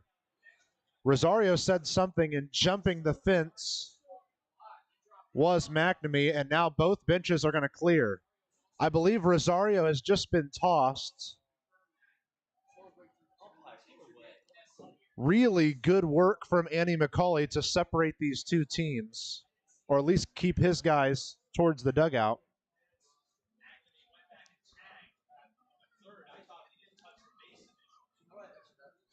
So lot to go over here. On the actual play, it was a hit and run. It looked like Mcnamee missed third, so he went back and tagged, then got sent home. Then they called him safe at home, so we thought, okay, maybe he swam around the tag. Instead, it sounds like they called maybe a interference there at third. It's hard to tell. Then something was said by Rosario that Mcnamee didn't like. He jumped out of the dugout. Mcnamee started running towards him, and all chaos ensued afterwards. Still a lot of individuals hanging around the field. The entire Gateway bullpen is still standing there at first. It's the first time we've seen benches clear in a Otters game this season.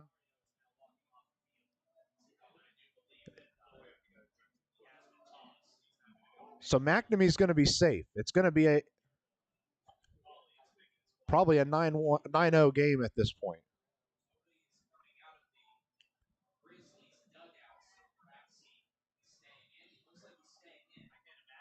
Andy McCauley is out there talking to the individual at third base. Umpires having a long chat about things. Now they're going to have a quick word with Andy McCauley. A lot happening here in the last couple of seconds.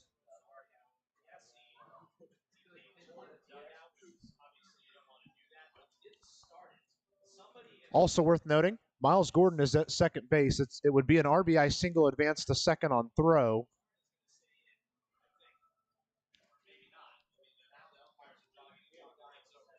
So now McCauley's going to go have a chat with Max Peterson and walk him through what happened. Rosario is still out there at third, so he must not have gotten tossed. I thought I saw a motion to toss him.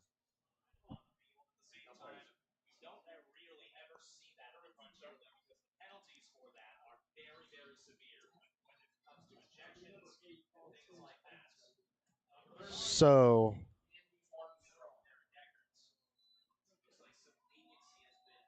nobody is going to be out on the play. It's an RBI single from Miles Gordon, advanced to second on throw.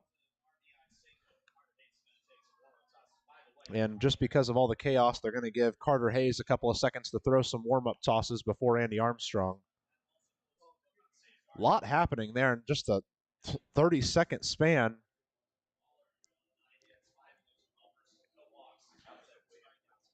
Gordon extends his rock-solid last couple of games.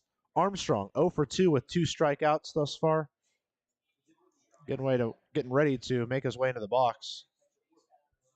The home plate umpire, Tom Swoboda, is still holding things up.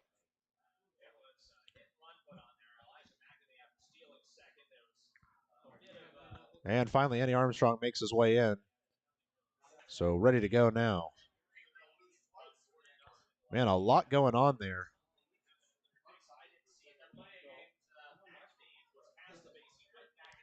First offering for Andy Armstrong. 1 out, runner on second is Miles Gordon.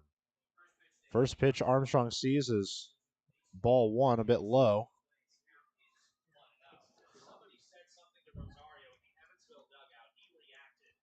One ball, no strikes, 1 out, and a runner on second is Miles Gordon. The 1-0 to Armstrong. Lets it go by for a called strike 1. Gordon laid a hit out into left center field. Dropped for an RBI single. Something happened as Mcnamee was rounding third. Maybe interference, maybe words. It's hard to know exactly what. He re-tagged, then got sent home, swam around a tag, and that's how the Otters scored their next run. Armstrong pushes one down the right field line, but foul. So it's a 1-2 count. But then after he got home, either something was said by probably Mcnamee in the dugout or something was said by Rosario at third from Gateway. And whatever it was said really upset Mcnamee. He hopped out of the dugout, and that's when chaos ensued. The benches and bullpens cleared.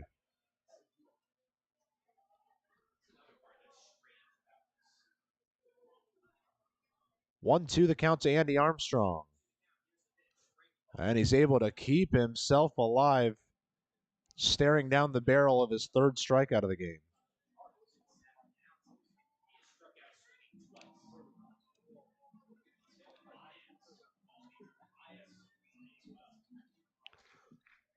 Couple seconds break between the pitches. And now Armstrong's ready for a 1-2. Hard swinging strike 3, and it's the third K next to Armstrong's name tonight. 7th strikeout of the game for Gateway. The first of the game for Carter Hayes.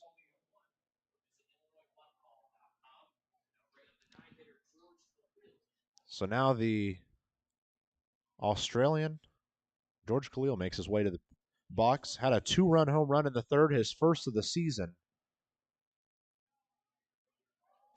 Has a chance to do it again here. First pitch for him.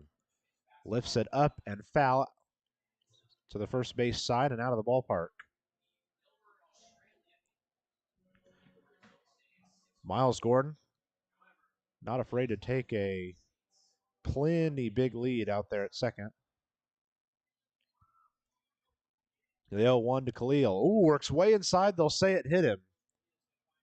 So there's now runners on first and second with 2 outs for the Otters.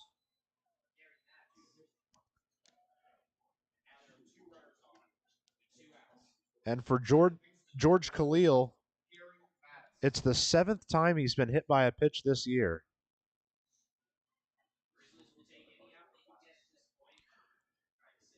The Edward Jones leadoff hitter of the game, Gary Mattis, back in the box. First pitch he sees, he sends Oppo towards right field. On the run, it drops for a base hit. Rounding second's going to be Gary Mattis. 1 run scores, 2 run scores. It's a stand-up triple for the leadoff man, Gary Mattis.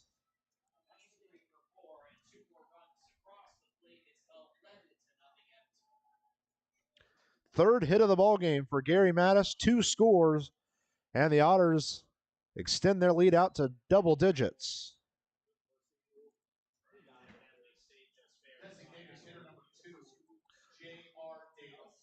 Looked like it was going to land just foul, but it happened to be right along that right field line, deep in the park. Looked like a warning might have just been issued towards the Otters bullpen, or dugout, I'm sorry. First pitch to Davis, way inside, and he is able to barely hop out of the way of it for ball 1.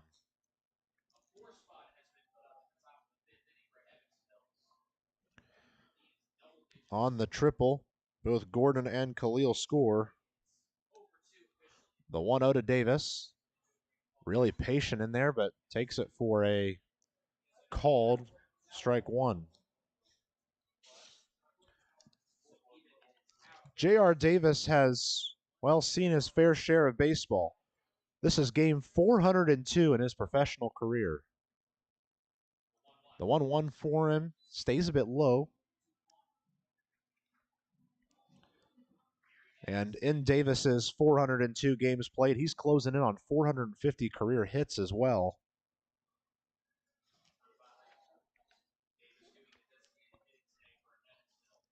Two-one for Davis. He sends this one over the head of the second baseman. Another run's going to score. Rounding first is going to be J.R. Davis. Does he round second? No, he will stay there. A stand-up double that scores a run. Back-to-back two-out run-scoring base hits for the Otters, and the lead hits 12.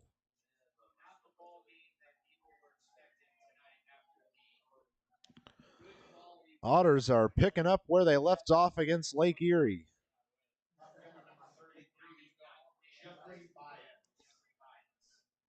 Five runs have scored in the top half of the fifth inning, and the Otters lead by 12.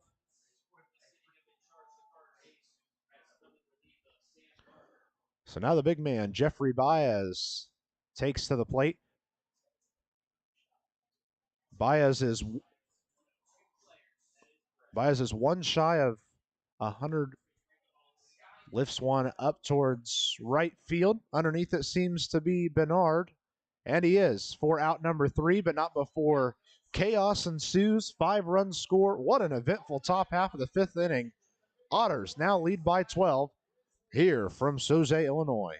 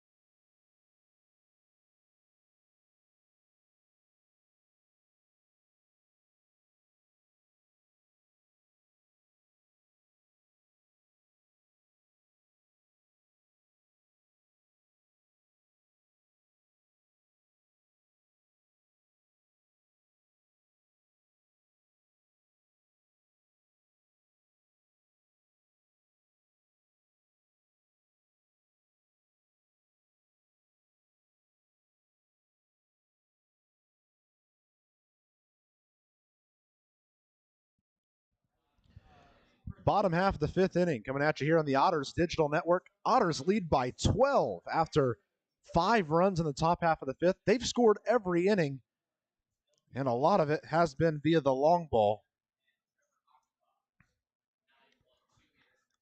Ready to go for Gateway will be 9-1-2, Pritchard, Penner, and Ochenbaugh. First pitch for Pritchard. Sends one way high and back into the seating area on the first base side. Nice snag from someone in the suite seating up there. So it's an 0-1 counts for Jackson Pritchard. Pritchard hit by pitch his first time up. Takes another pitch high inside. Count is now at 1-1. Ronnie Allen Jr. making his way down towards the bullpen, so we might start to see an arm warm up. Hard to tell. 1-1 for Watlin. Pitch way inside. Ball 2. Start to wonder if that long half inning made any impact on where Watlin was in this game. His pitch counts at 74 right now. Hefty swing from Jackson Pritchard, and the count evens up at 2-2. Of course, it's hard to tell who's stretching just to stretch and who's stretching to potentially come in, but Samson Abernathy, the first one who's popped up. A 2-2 stays low, and it's a full count now. I also have seen Logan Sawyer start to stretch, but of course he starts his stretching routine usually in the 4th or 5th inning to prepare to be the closer. If the game stays like this, he probably won't be needed tonight. The 3-2 Swinging strike 3. And it's the 5th German American Bank strikeout of the game for Justin Watlin.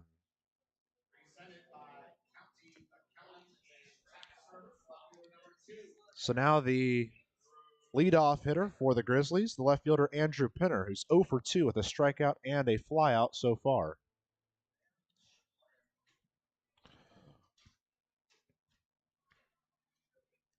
Watlin kicks and delivers. This one sent right back up at him, off his glove and then off his face, over to first in time, and Watlin might take a couple extra seconds here between pitches.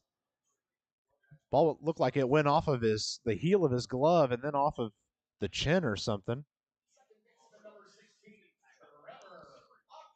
But he's ready to go right away. 1-3 on that last play. And now the second baseman, Trevor Ochenbaugh, who's really played a really solid game at second base so far. In the box thus far, has struggled a little bit more. 0 for 1 with a pop out and a hit by pitch. Takes the first pitch inside for ball 1.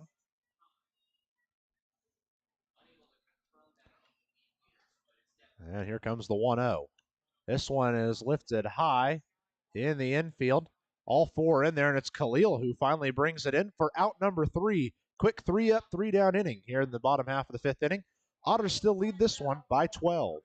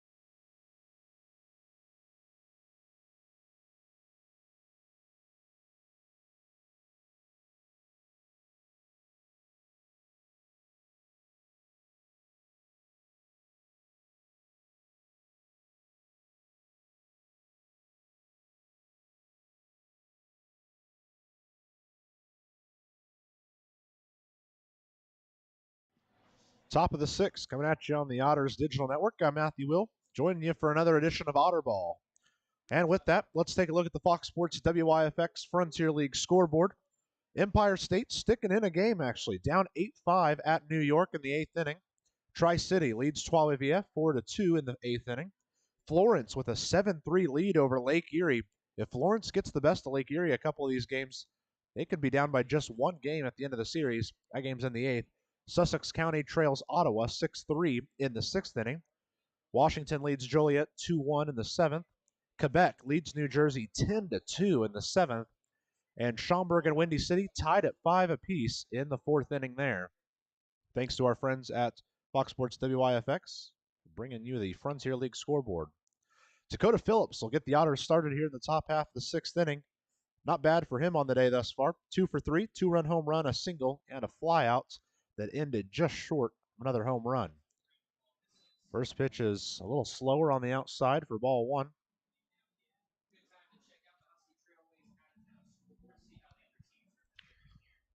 One ball, no strikes here for Dakota Phillips to lead off the 6th inning.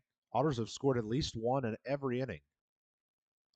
A 1-0 off speed, barely catches the zone, and Phillips has his count evened up at a ball and a strike.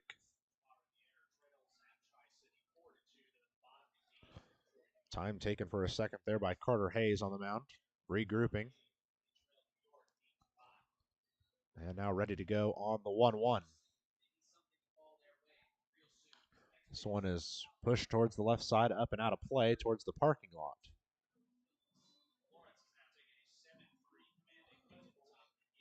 First road game of the season for Dakota Phillips. Not bad. Single 2-run home run and a flyout that just missed. A 1-2 stays low, evens the count at 2 balls, 2 strikes. Due up after Phillips, Zack Biermann and Elijah Mcnamee.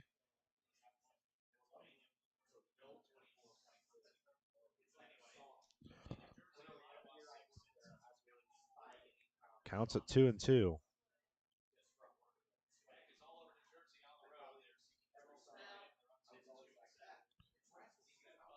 Liking what he sees now is Carter Hayes. Here comes the 2-2. Swinging strike 3 for Phillips, his first strikeout of the day.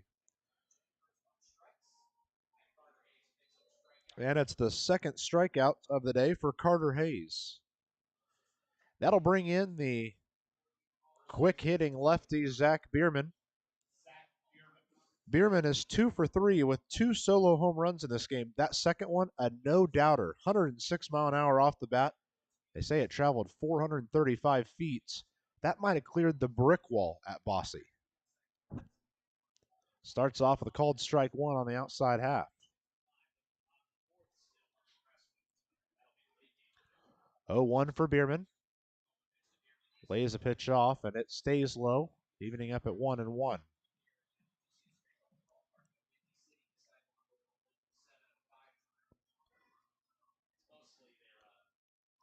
One ball, one strike.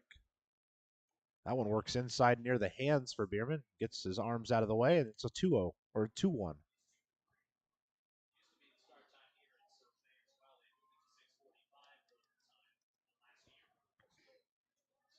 Biermann a bit patient there. Takes a pitch on the outside edge. 2-2 the counts. He's taken every pitch of the at-bat so far.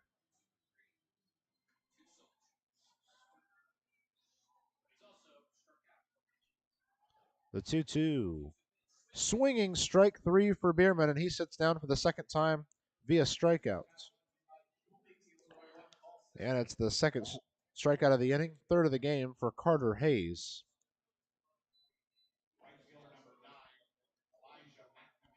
And that is the first time all evening the first two have gone down for the Otters. So with 2 outs, Elijah Mcnamee will have to be the man.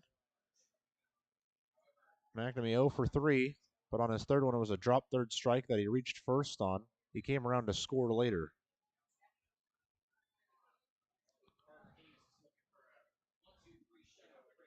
One ball, no strikes to start off the at-bat for Mcnamee.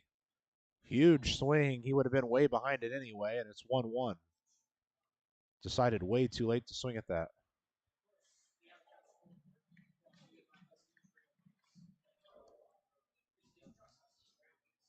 One count with 2 outs towards Mcnamee. That one stays outside.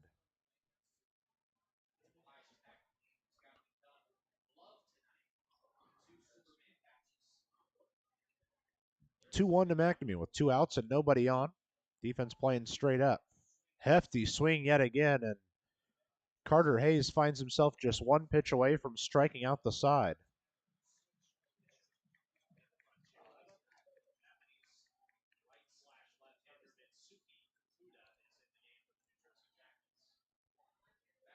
The 2-2. Push to the right side. It's a 2-out base hit for Elijah Mcnamee. His first base hit of the game. And that extends the 6th inning. So now the hottest hitters in Evansville, Miles Gordon, makes his way to the plate. 7 of his last 11 at the plate.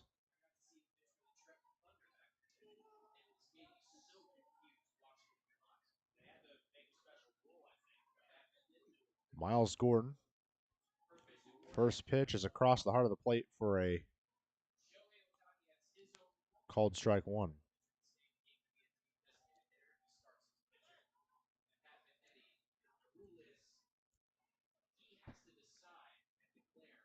The 0-1 for Gordon. That one stays high, so the count evens up at 1-1.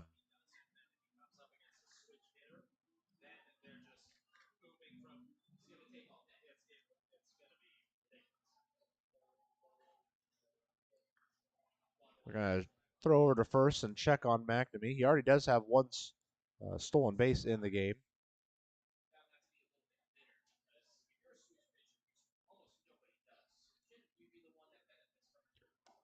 Pitch right across the heart of the plate, and Gordon falls down 1-2 in the count.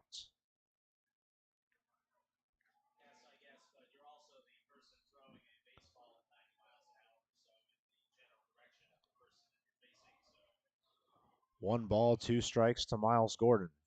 2 down here in the 6th inning. There's a runner on first in the form of Mcnamee. The 1-2 keeps himself alive.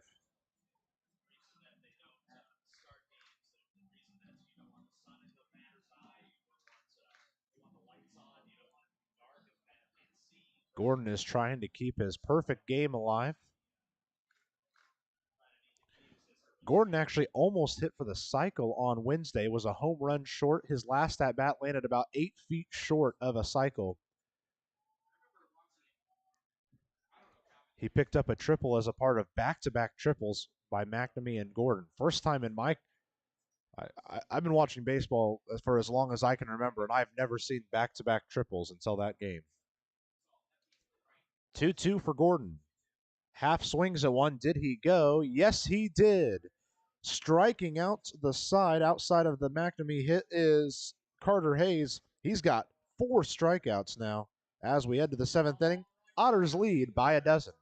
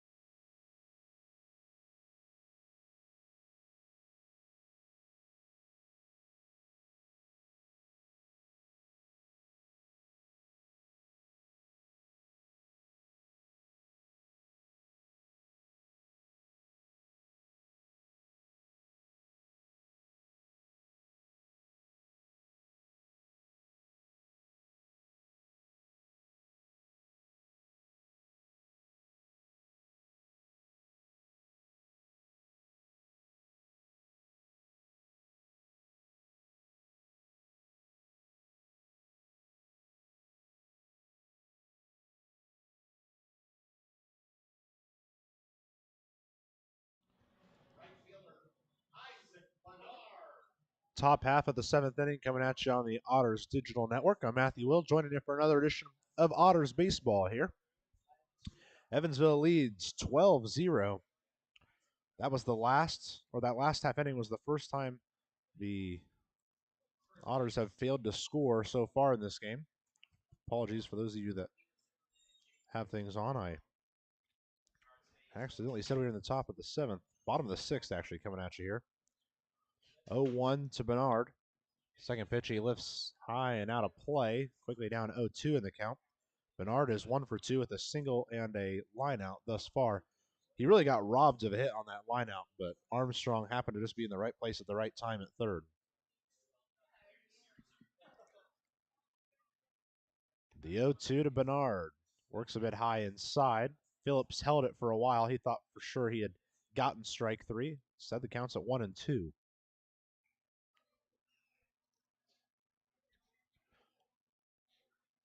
The 1-2 towards Isaac Bernard. That one's hit on a line towards Mattis. Plays it on one hop over to first for the first out of the half inning. That'll bring up the designated hitter, Peter Zimmerman, making his first starts in 10 games. Peter Zimmerman, who flied out to the warning track and left his first time up, and then for sure had himself a 2-run double to right field in the third, but it was pulled out of the sky by Elijah Mcnamee. And he starts off this count up 1. The 0-1 catches the low inside corner, and he's quickly down 0-2 in the count.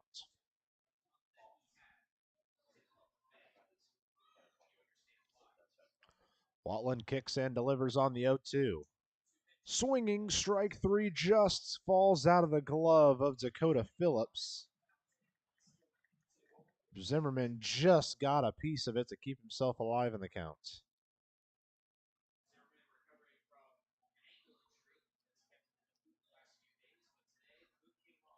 So 0-2 once again to Zimmerman. Puts this one down the left field line, but just a hair foul. And it will end up with the Otters bullpen staff.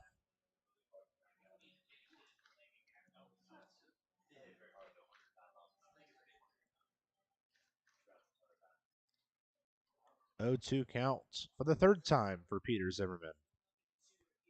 Watlin with a long wait, now sends it home. Chopped right back up to Watlin. Off his glove for a second, then over to first in time for out number 2. And with 2 down and no one on, the left fielder Jay Prather makes his way into the box.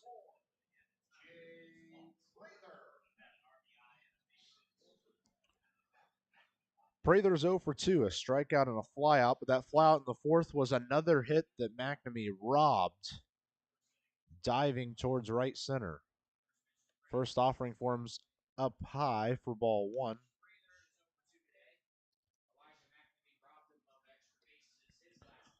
Watlin taking a little extra time between some of these pitches. Here comes the 1-0. Misses on the outside low corner.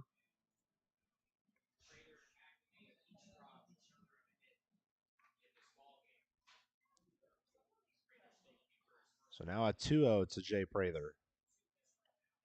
That one's pulled into the zone by Dakota Phillips and called strike 1. Watlin's done a nice job of mixing in his off-speed pitches.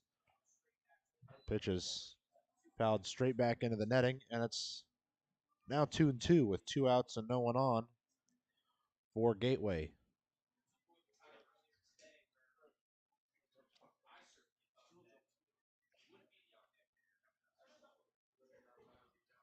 The 2-2 for Prather. This one's chopped to the right side. Playing on 2 hops is Biermann. He'll step on first himself. It's a 3-up, 3-down inning here for the Otters, and we head to the 7th inning for real this time, with the Otters up a dozen on the Otters Digital Network.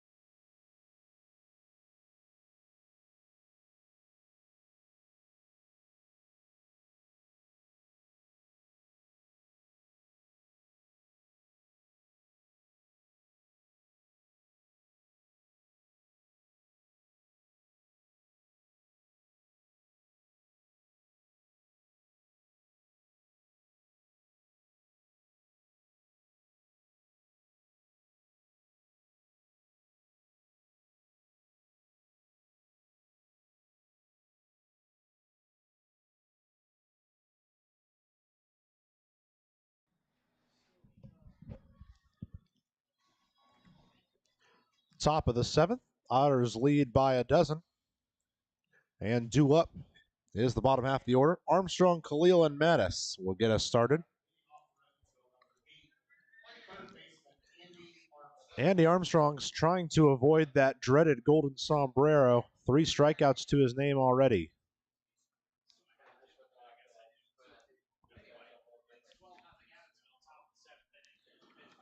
First pitch is sent to the left side. Shortstop plays it on 2 hops. Throw over to first. Nice stretch from the first baseman, Freeman.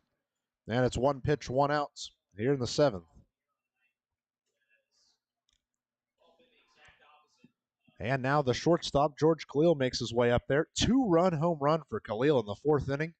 That's part of a 1-for-2 day. A strikeout and a hit by pitch joined him.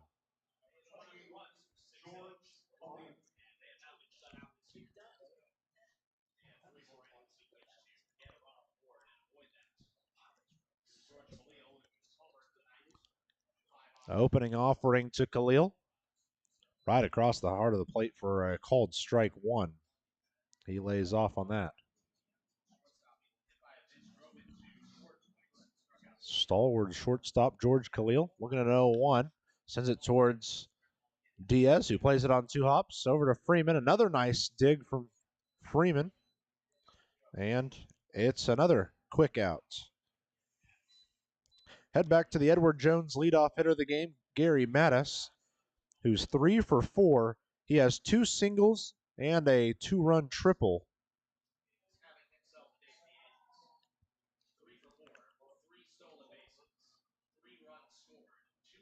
Mattis had 3 stolen bases in his first 2 opportunities. That's enough to put him atop the league leader. First chance, and he sends one towards left field, towards the corner. Diving and just missing is the left fielder Pinner. Mattis rounding second. There's going to be a play at third, and Mattis is out by a mile. It'll be a double caught advancing for Gary Mattis.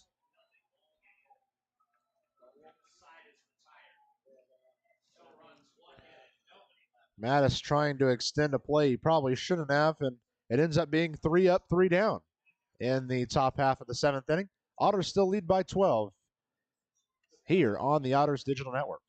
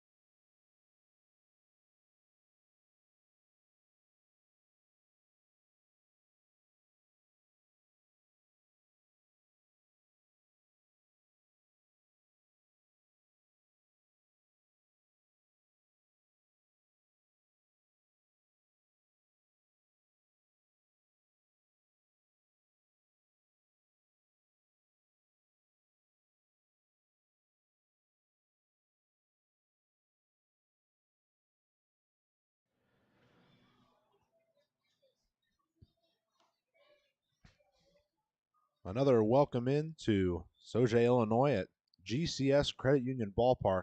Beautiful place for baseball, and it has been a beautiful night of baseball.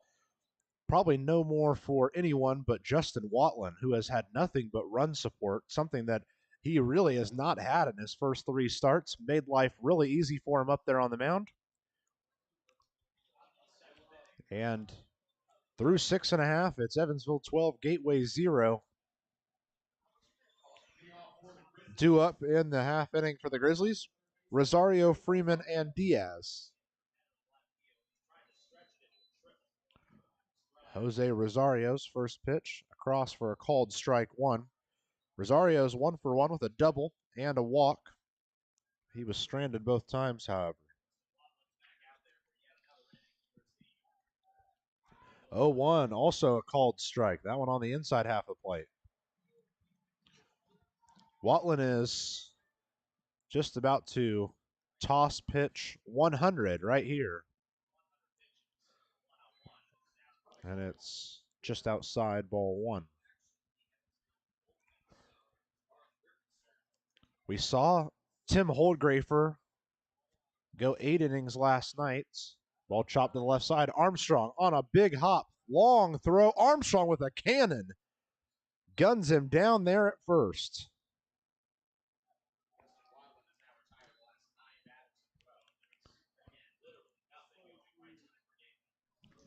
One down, no one on here in the bottom half of the 7th, and Clint Freeman walks in. Of course, Watlin at 102 pitches now. We saw Tim Holdgrafer throw 117 last night through 8 complete innings, 8 scoreless innings, I should say. And Holdgrafer retains his spot atop the league leaders in ERA with a .67 ERA through 4 starts. And he leads the league in strikeouts at 34. A 1-0 just misses high and inside.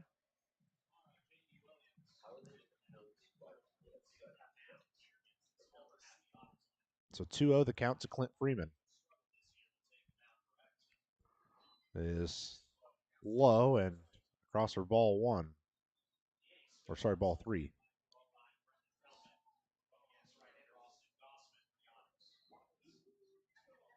(3-0) for Freeman.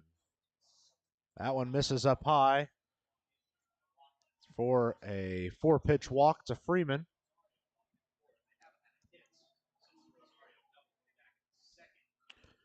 And with that, the shortstop Abdiel Diaz makes his way up there 0 for 2 with a flyout and a strikeout.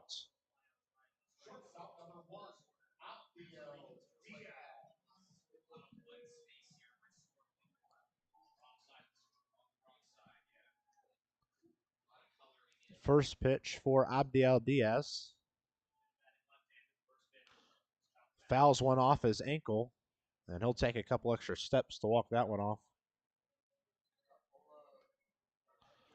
Max Peterson will make the run out there and pick up the foul ball for the Otters.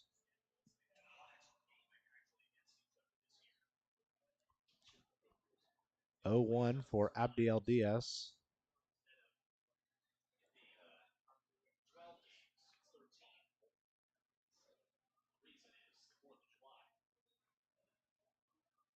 Long wait before the 0-1. On its way now. Swinging strike 2 for Diaz on a pitch low in the zone.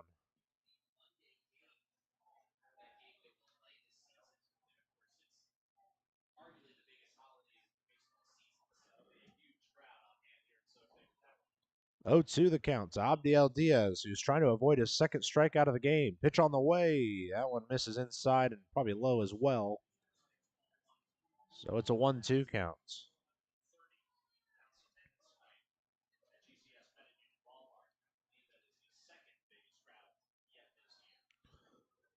One ball, 2 strikes. Kick and delivery. Swinging strike 3. That'll do it right there. Strikeout 6 of the day for Justin Watlin. Another German-American bank strikeout. So now with 2 down and 1 on, the catcher Jackson Pritchard heads his way to the box. 0 for 1 with a strikeout and a hit by pitch.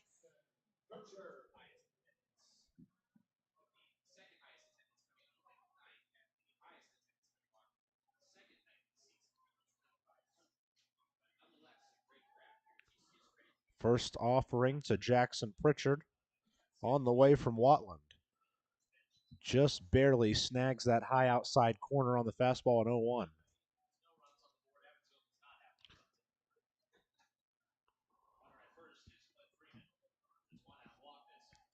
Two down, 1 on in the bottom half of the 7th inning. The 0-1 to Jackson Pritchard. Hefty swing on a pitch low and inside.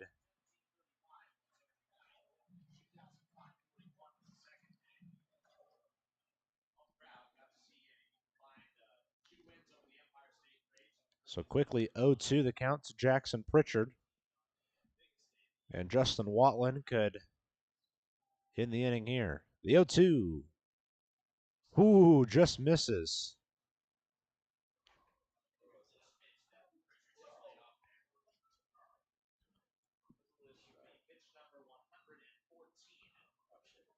So sticking with the 1-2 count now for Jackson Pritchard. Kick and delivery from Watlin. Called strike 3 that time. It's the 7th German-American bank strikeout of the game for Watlin, and that one ends the 7th inning. Otters up a dozen as we head to the 8th inning.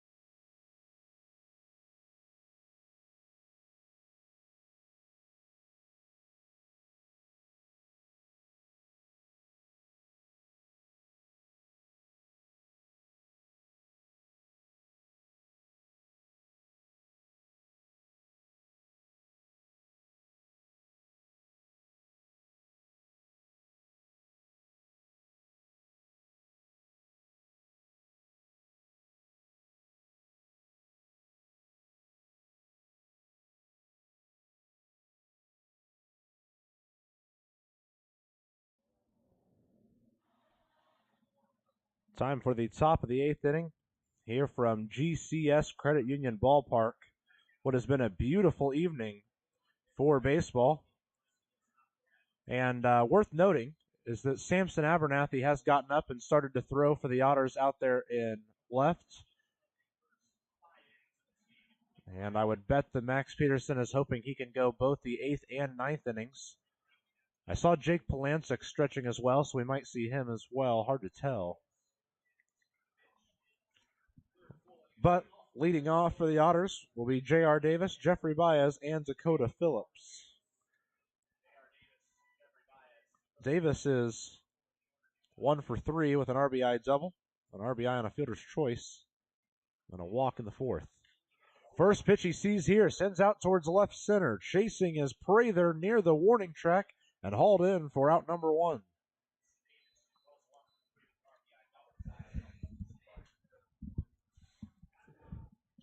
One pitch, 1 out will bring up the left fielder Jeffrey Baez. Baez is 0 for 4.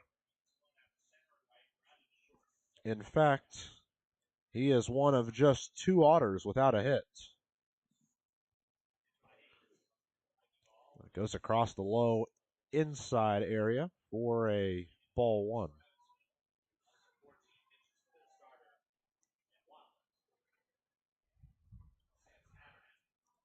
The 1-0. Swinging strike 1 for Jeffrey Baez evens the count up.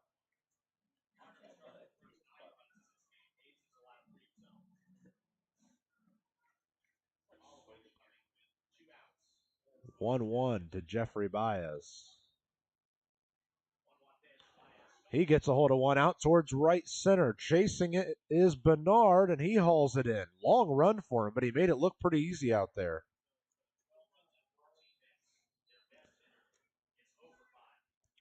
So now, with 2 down and no one on in the 8th inning, Dakota Phillips makes his walk up. Phillips 2 for 4 with a single and a 2-run home run.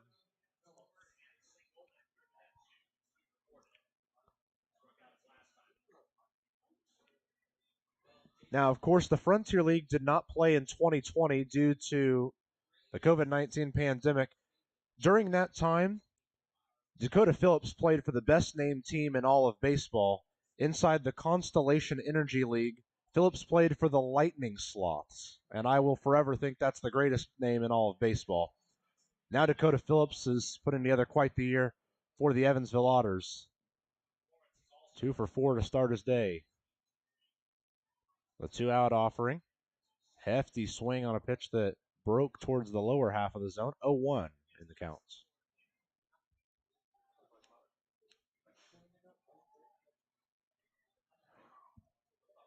Carter Hayes has been pretty solid since he came into this game.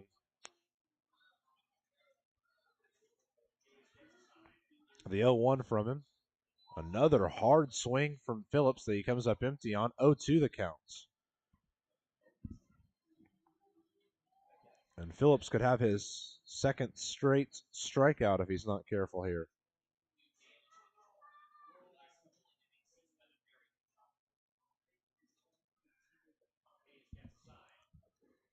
The 0-2, swinging strike 3 for Phillips, his second strikeout of the game. And the 5th strikeout of the game for Carter Hayes. That ends the top of the 8th inning. We head to the bottom half. The Otters still leading by a dozen.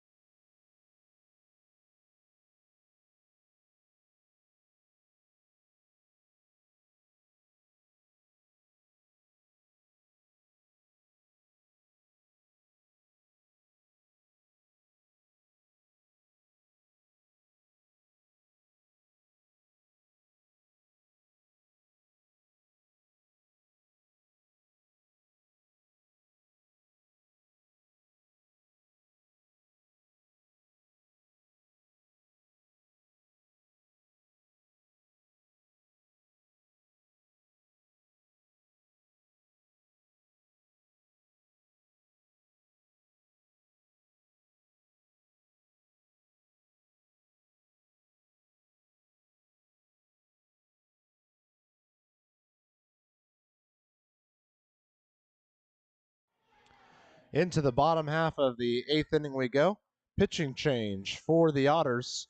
Samson Abernathy is going to head on in out of the bullpen. This call to the bullpen is presented by our friends at Business Communication Solutions. Contact BCS for all your business solution needs. And the pitcher catcher battery is Samson Abernathy throwing home towards Dakota Phillips. That pitcher catcher battery is sponsored by the Answer Auto Repair East. Find your battery needs at the Answer Auto Repair East, located at 2319 North Green River Road, or give them a call at 812-475-9000. And you know, it's been up and down for Abernathy all season long. We saw him just a few nights ago, only lasted 1 out against Lake Erie, gave up 1 run on 1 hit, but that's because he got bailed out. Had the bases loaded, and Plancet came in and picked up 2 outs quickly to get him out of the inning. The final statistics for Justin Watlin, he goes 7 full innings, giving no runs on 2 hits, walking 2, striking out 7, throwing 113 pitches.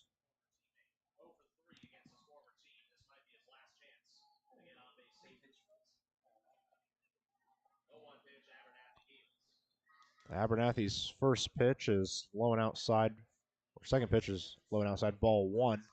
County ends up at 1-1 for Andrew Pinner, who's 0 for 3 on the day.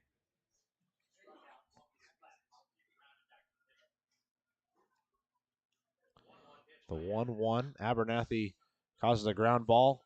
Armstrong, hefty throw from third. Man, he has a cannon over there. Leaned back, waited on that pitch to get to him, and easily made the throw in time. 1 down, no one on. And Trevor Ochenbaugh, the second baseman, will head in there. 0 for 2, reaching on a hit by pitch in the third.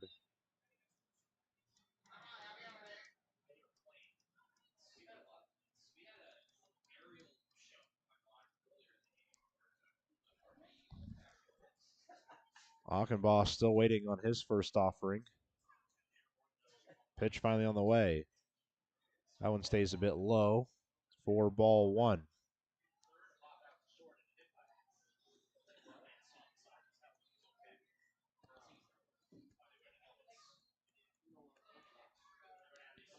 Abernathy, a long wait. Here comes the 1-0. This one just misses low as well. Phillips thought it should have been in there. Otters scored in each of the first 5 innings and have not scored since. Haven't really needed to, however. Abernathy misses again. This one low and inside. 3-0 the counts.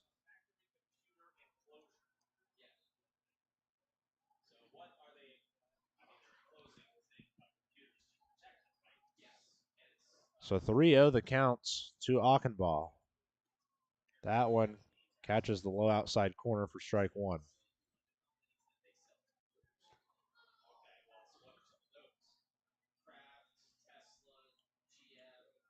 Abernathy trying to get himself out of a 3-0 hole he put himself in to start off the at-bat. The 3-1 misses low and outside, and it's another walk issued by Abernathy. It's unfortunate because some nights you get rock solid to Samson Abernathy, who's not going to give up a single hit or a single walk. He's going to strike out a couple, and then sometimes he just struggles to find the zone, and that's the way it's been, at least after the next batter here. But he's got a shot to redeem himself against Isaac Bernard with 1 out and 1 on. Bernard 1 for 3 with a single in the first inning and a couple outs since then. First option is low inside ball 1 from Abernathy.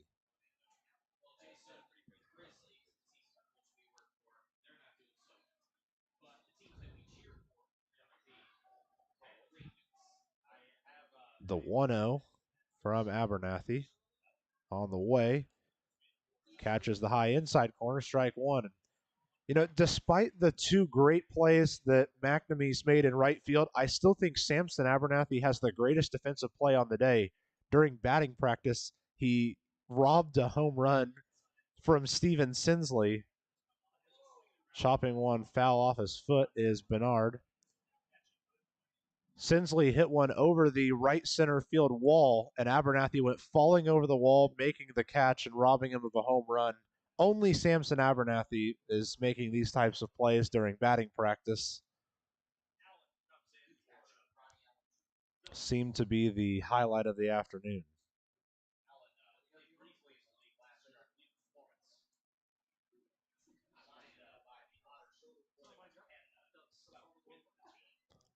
The 1-2 for Isaac Bernard.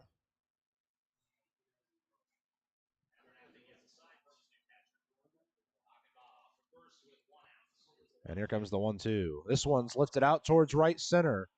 They're just going to watch that one go over the fence and out for a 2-run home run. Abernathy has recorded 1 out, but given up 2 runs, erasing the perfect game along the scoreboard for Justin Watlin. A 2-run home run has given the Grizzlies their first offense of the night.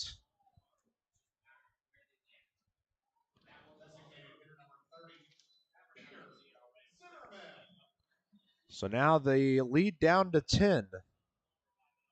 Also worth noting that Dakota Phillips checked out there when the pitching change happened. It's now Ronnie Allen Jr. behind the plate. First pitch in there for strike 1 against Peter Zimmerman.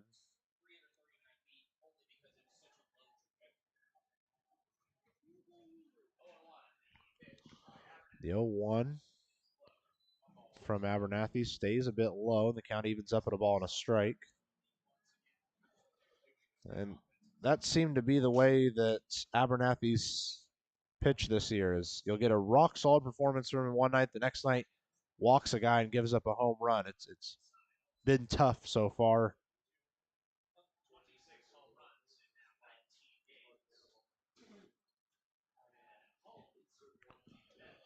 Two one, the count to Peter Zimmerman. 1 out, no one on. Here comes the 2-1. That one's way outside. 3-1 now the count to Zimmerman.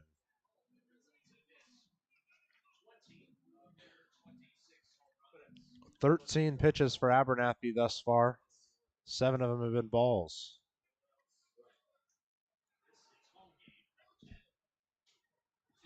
The 3-1 to Zimmerman.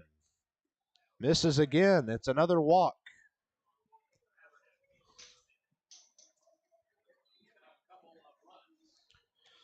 Abernathy got the first out of the inning and then gave up a walk, a 2-run home run, and now another walk.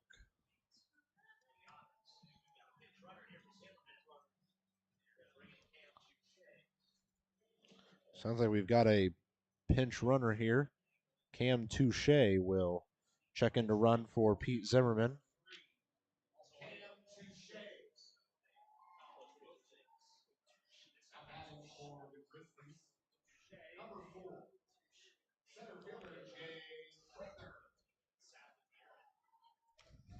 Touche now on first to run for Gateway.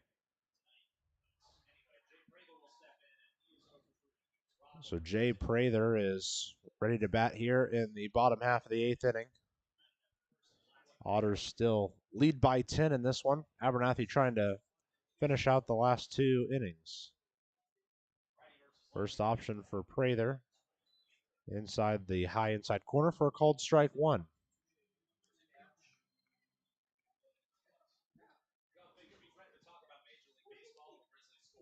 A decent lead for Touche at first.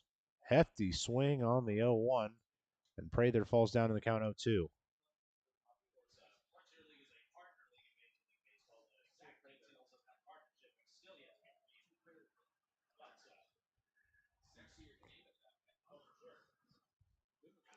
No balls, 2 strikes. Abernathy trying to pick up a second out here.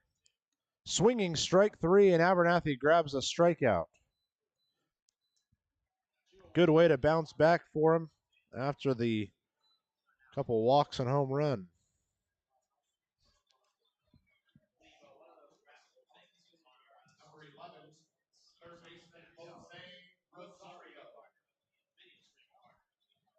So now, Jose Rosario makes the walk to the box. 1 for 2 with a double, a walk, and a ground out. Touche's lead at first, the shortest it's been thus far. And they're going to call balk on Samson Abernathy, which will give Touche second. So no pitch means that it's still A 0-0 count.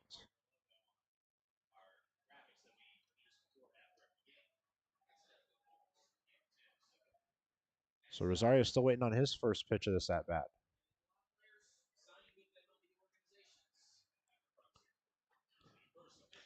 This one is chopped to the right side. Abernathy plays it off the ground and finally picks up the third out, but not until the Grizzlies get their first offense of the game, a 2-run blast from right fielder Isaac Bernard. But the Otters still lead by 10 as we head to the ninth inning.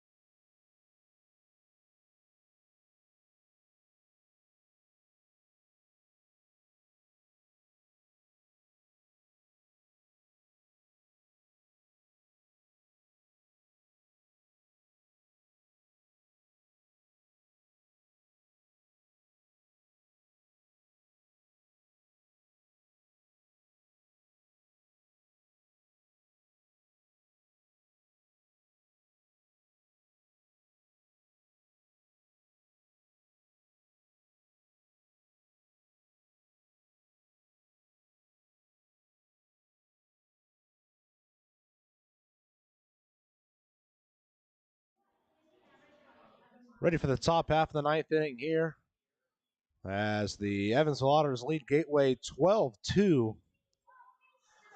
I do believe that Samson Abernathy's day is probably over, as now warming up out there is Brady Tedesco. But first, the Otters have one last chance at the plate. It'll be Zack Biermann, Elijah Mcnamee, and Miles Gordon due up.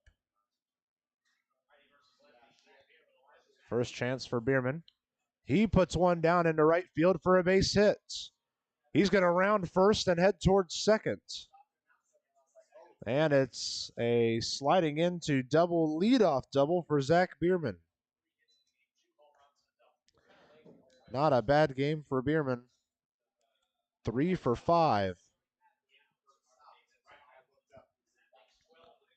So top of the ninth, no outs. Biermann on second, and now the right fielder Elijah Mcnamee makes the walk up. Just 1 for 4, but on his strikeout, it was a drop third strike, so he ended up getting to first, coming around to score later in the inning.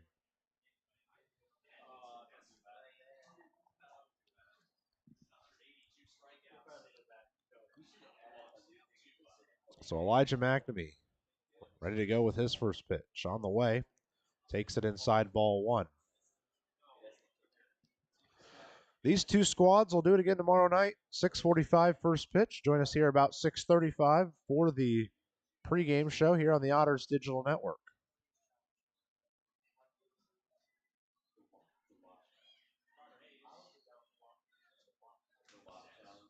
The 1-0. This one stays low and outside. 2-0 the count to Mcnamee.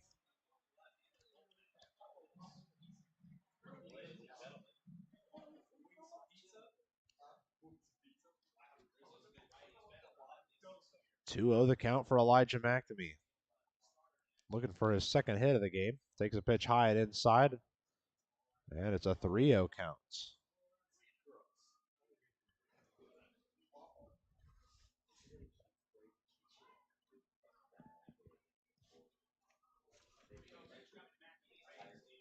The 3-0 swinging strike 3 or strike 1. Sorry, there was a 3-0 count. 3-1 the count for Mcnamee.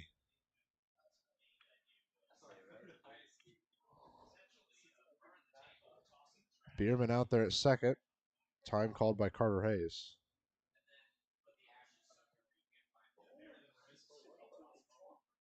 A 3-1. Swinging strike 2 for Mcnamee, and the count heads to full.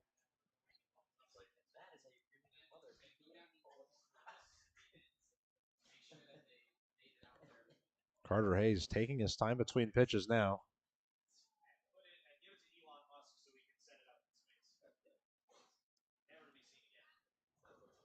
The 3-2. Sent to the right side and making the play on his own will be the first baseman, Freeman. Does move Biermann to third, however, as Mcnamee goes down on the 3 unassisted fielder's choice. Now the center fielder, Miles Gordon, steps in. 3 for 4 for him. A solo home run, 2 singles, and a strikeout.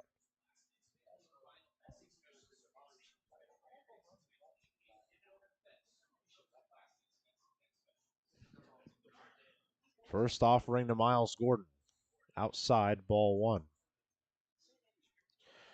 And it does look like, unless the Otters really put together a 2-out rally here, Gary Mattis will finish 1 hit shy of the cycle. Had a couple singles, a triple, and a double. The 1-0 for Gordon. Up high, 2-0 now the count. So this would be the 3rd time this season an Otter has finished 1 hit shy of the cycle.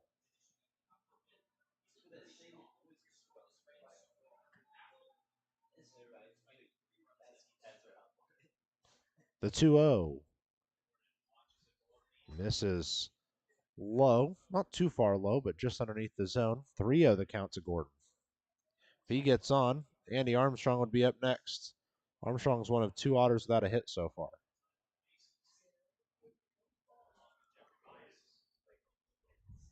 The 3-0, right across the heart of the plate. 3-1 now the count.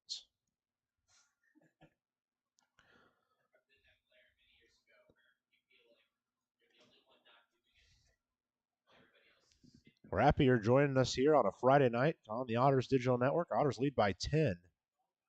Ball is fouled and gets out of play. So the count stays at 3-2 for Miles Gordon. Miles Gordon has hits in 7 of his last 12 at-bats, dating back to the first game against Lake Erie.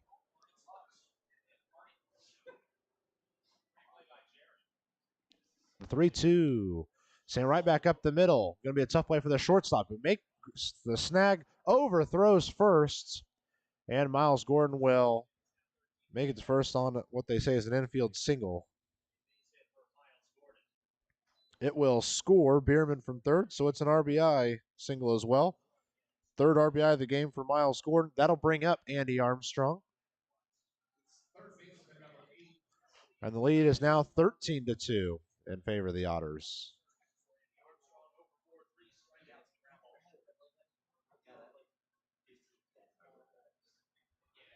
Armstrong digs in and he's ready to go. Does look like Brady Tedesco will come in for the Otters to start the bottom half of the 9th inning.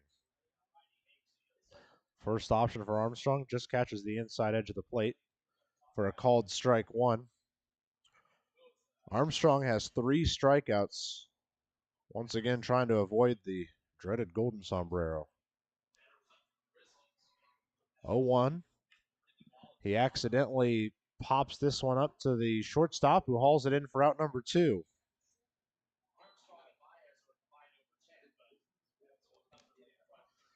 So now the shortstop, George Khalil, will make the walk up.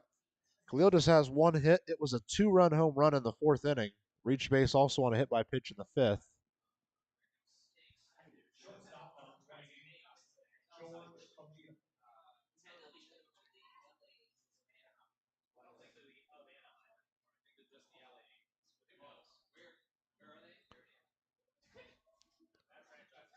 First pitch for Khalil, outside ball 1.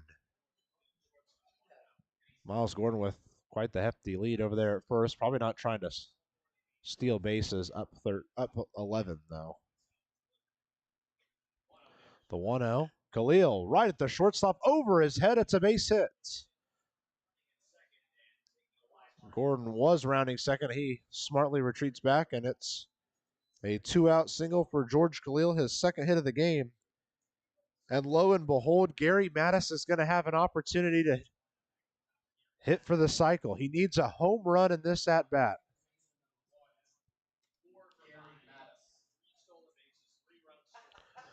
It would put the cap on what is an unreal day at the plate for Mattis, and on the base paths for that matter. 3 stolen bases, giving him the league lead.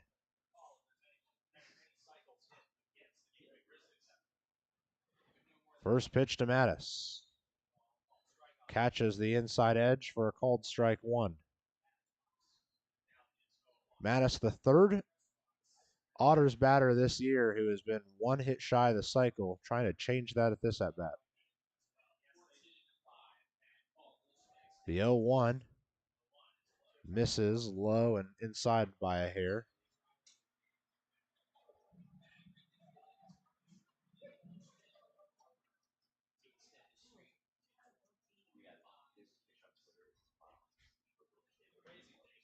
Long wait for Mattis on the 1-1.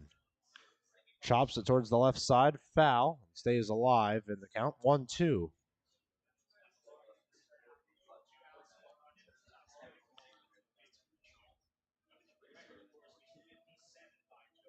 So now a long wait between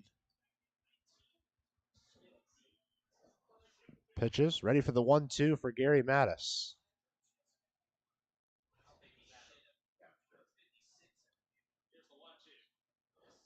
Mattis caught chasing, but he caught just a tiny piece of it. Was not caught, so he stays alive at the 1-2.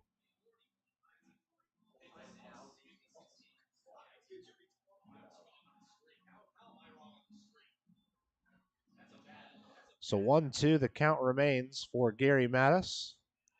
He has 2 singles, a triple that scored 2, and a double.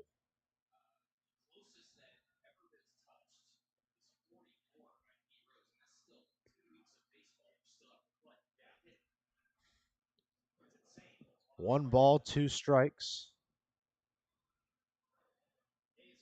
The 1-2 for Mattis. Swinging, strike 3. He'll head back to the dugout with his second strikeout of the game. Bottom of the 9th, coming at you next here on the Otters Digital Network. Conclusion of this one is just after this break.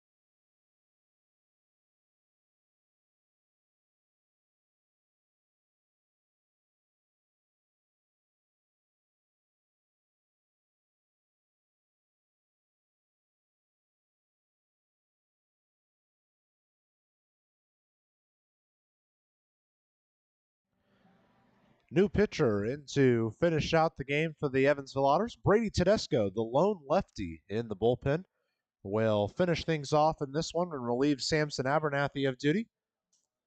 This call to the bullpen is presented by our friends at Business Communication Solutions. Contact BCS for all your business solution needs.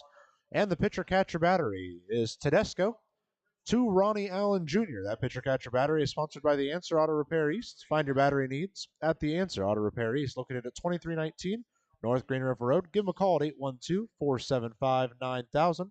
Let them know that Evan the Otter sent you. Clint Freeman to get the Grizzlies started. 0 for 2 with a walk, strikeout, and a flyout.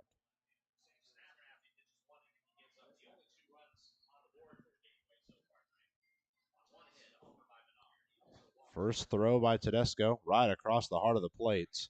Man, Tedesco always comes into the game ready to go.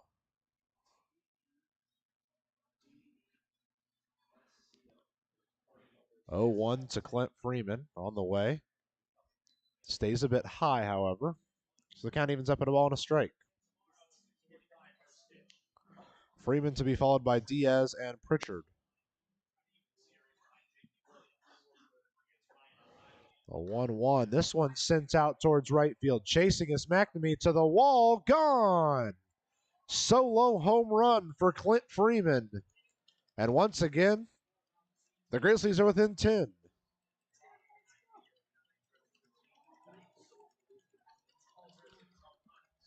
Oh, struggle for Brady Tedesco out of the bullpen. And still no outs. Now a run across. The lead back down to 10 for the Otters. Not too much to worry about for Tedesco.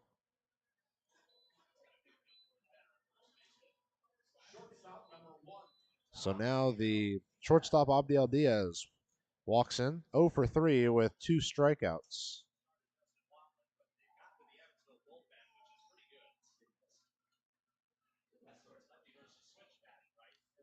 First pitch is fouled back into the netting for an 0-1 count now.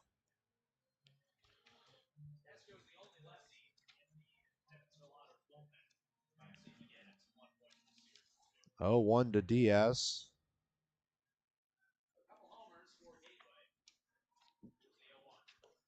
Thinking about going was Diaz. Holds off. Good thing he did. It's up high for ball 1.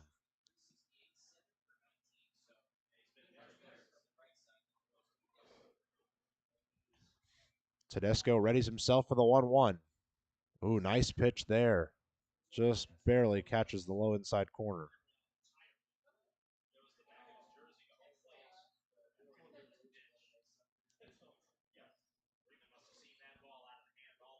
One ball, 2 strikes for Abdiel Diaz. This one sent right at Khalil, and he pulls it out of the sky for out number 1.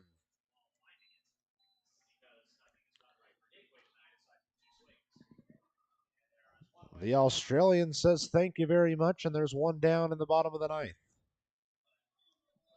9-hole hitter catcher Jackson Pritchard makes the walk-in now. 0 for 2 with a pair of strikeouts, and he was hit by a pitch in the 3rd.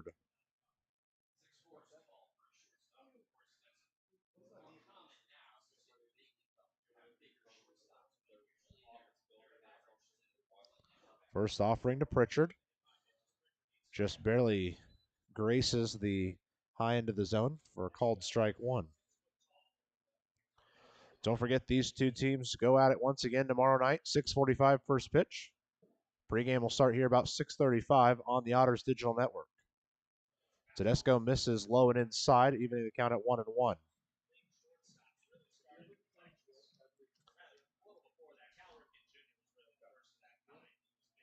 Big thank you to all of our supporters on the Otters Digital Network for tuning in to Otters Baseball. Hefty swing on a pitch high and outside. Has Tedesco ahead in the count 1-2 with 1 out and no one on. Otters still lead this game 13-3. The 1-2. This one is lasered to left, and it will end up just foul. Bounces off the berm and then in. Count remains at 1-2.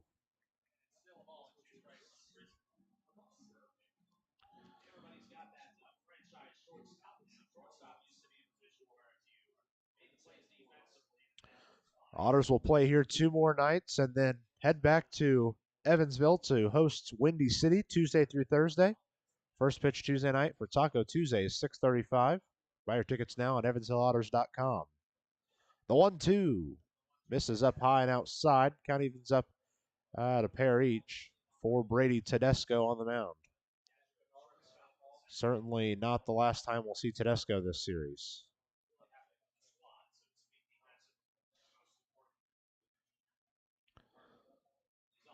Tedesco readies himself for the 2-2. It's on the way. This one again works high and outside.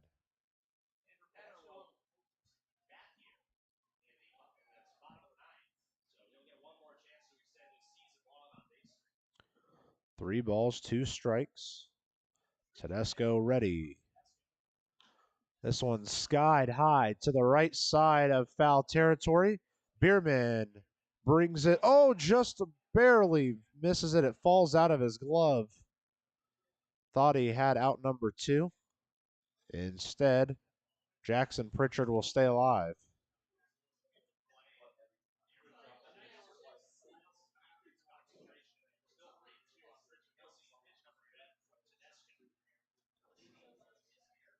So everyone returns to their rightful spots, and we'll try again on the full count pitch to Pritchard. Tedesco sends it home. This one stays high, and it's a walk.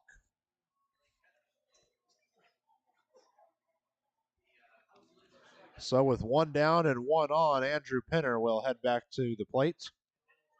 Penner's 0 for 4. Presented by County Tax Service, left over number 2, Andrew Penner has 2 groundouts, a flyout, and a strikeout thus far. His strikeout led off the bottom half of the first inning. And Tedesco misses up high yet again.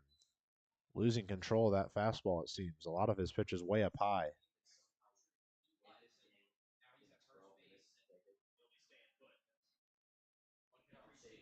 1-0 to Penner. Again stays high. 2-0 now. Well, for the second straight night, it is starting pitching that carries the Otters and relief pitching that is the one that's a little more upsetting. A 2-0 catches the high outside corner for strike 1.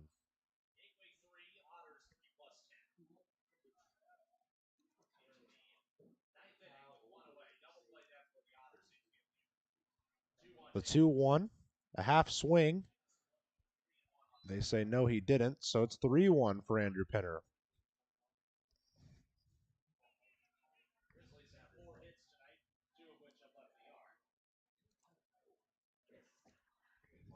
The 3-1 to Andrew Penner. Misses outside, and it's back-to-back walks for Brady Tedesco with 1 out here in the bottom of the 9th.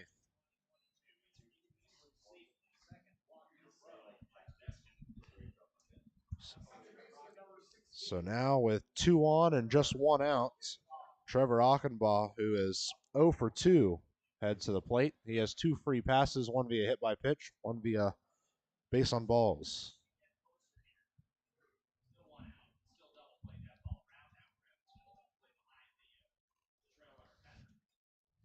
Opening pitch to Ochenbaugh. Misses low inside, ball 1.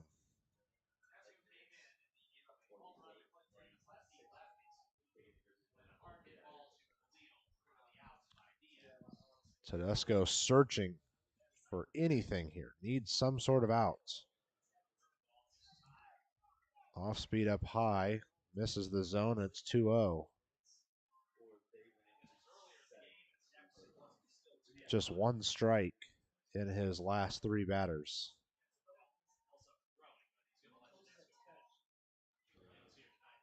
The 2-0. That one misses just a tad bit low. 3-0 the count to Trevor Ochenbaugh.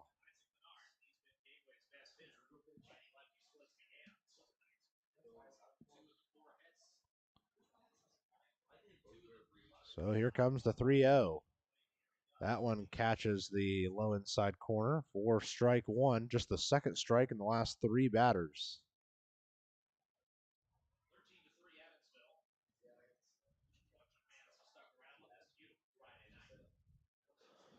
The 3-1 from Tedesco. This one's lasered towards left, and it will end up just a tad bit foul. 3-2 now the count. This is a battle Tedesco needs to win.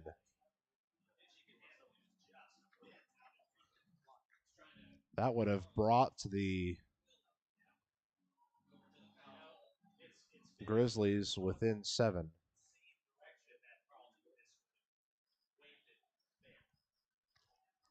The 3-2. Way high and outside. It's another walk for Brady Tedesco. Back-to-back-to-back walks for the lefty.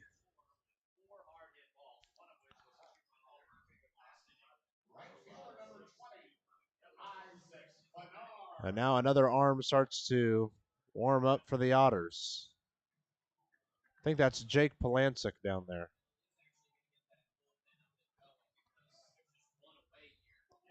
It's either Logan Sawyer or Brady or Jake Polancic. First pitch to Bernard. Called strike one on the high end of the zone.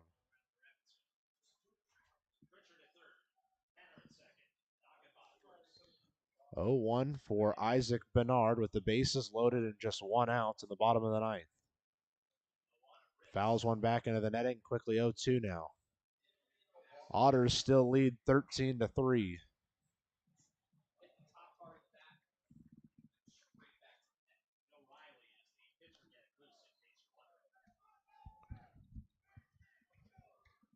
Oh, 2 for Bernard.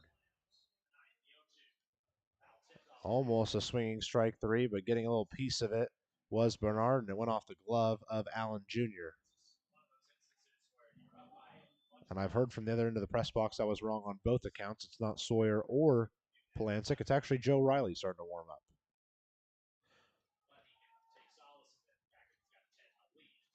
The 0-2 for Isaac Bernard. Brady Tedesco trying to sit down this second out. Misses just a bit up high. 1-2 the count.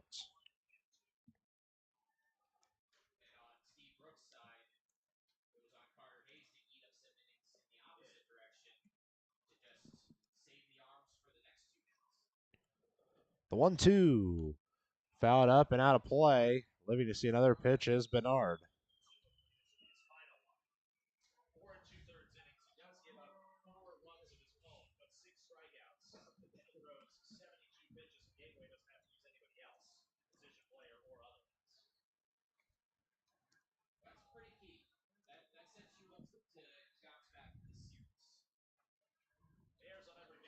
The 1-2 for Isaac Bernard. He extends the hands and fouls another one off. Certainly taking a defensive approach in there. Keeping himself alive.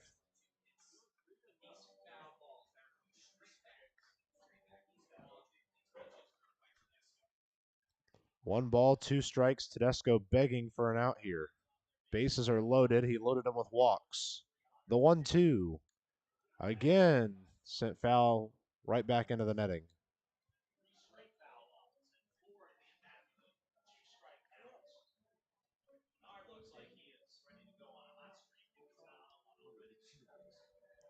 So we stay put at a 1-2 count. 3 straight foul balls have us here. Just 1 out to the bottom of the ninth inning. Tedesco trying to get out of it. Another foul ball. This one out to the left side.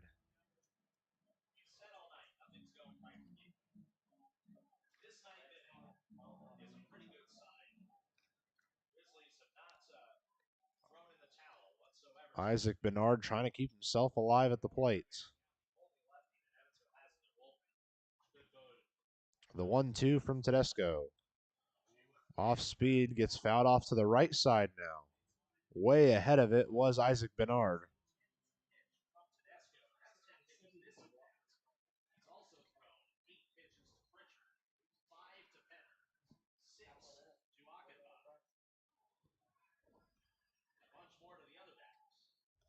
One, two, the count to Isaac Bernard.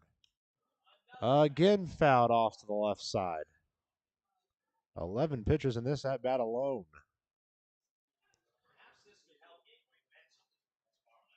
Brady Tedesco hoping to get anything done in this at-bat.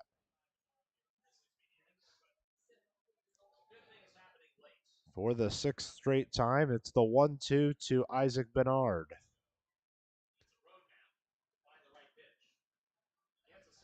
On the way. Breaks one low and away. Bernard chases it way out there and keeps himself alive. Got to be careful you don't run out of baseballs here in the bottom half of the ninth inning. Bernard with 7 straight foul balls. 1-2 count to Bernard with the bases loaded and 1 out. Tedesco praying to get out of the inning. This one's popped up. Is it going to be in play? No, that one gets out. So living to see another pitch is Isaac Bernard.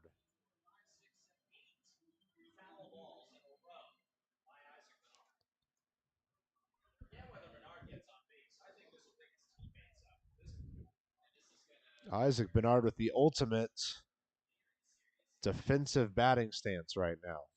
8 straight foul balls on the 1-2. Tedesco will try again. This one is sent out towards right. Mcnamee chasing in. He'll drop it in front of him. 1 run will score, and the bases will stay loaded.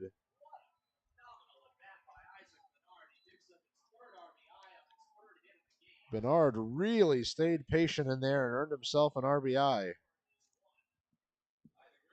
And Max Peterson will make the pitching change. Brady Tedesco can just get 1 out for the Otters. He gives up 2 runs and has the bases loaded. Otters will have to ask for Joe Riley to close this game out. We'll take a break, and we've got the conclusion coming at you next.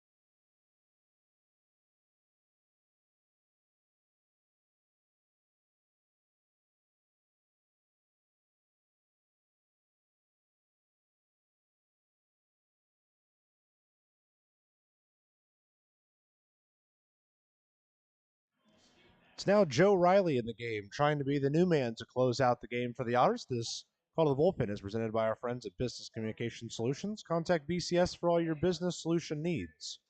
Joe Riley on the mound, Ronnie Allen Jr. behind the plate. That pitcher catcher battery is sponsored by The Answer Auto Repair East. Find all your battery needs at The Answer Auto Repair East, located at 2319 North Green River Road. Give them a call at 812-475-9000. Cam Touche with his first at-bat of the game after he pinch ran there in the last inning. He swings hard at the first pitch he sees. Goes down 0-1. Touche batting .324.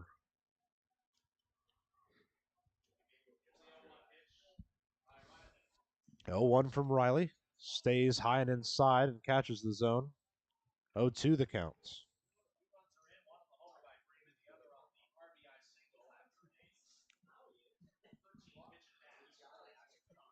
Otters lead by 9 in the bottom half of the 9th inning.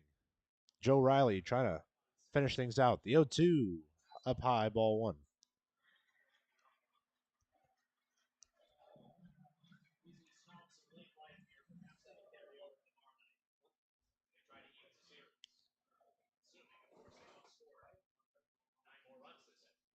One ball, 2 strikes. Joe Riley trying to finish this at bat. Got him with a swinging strike 3. Finally, the second out is grabbed. It's by Joe Riley. The center fielder, Jay Prather, now the last hope for the Grizzlies. He's 0 for 4.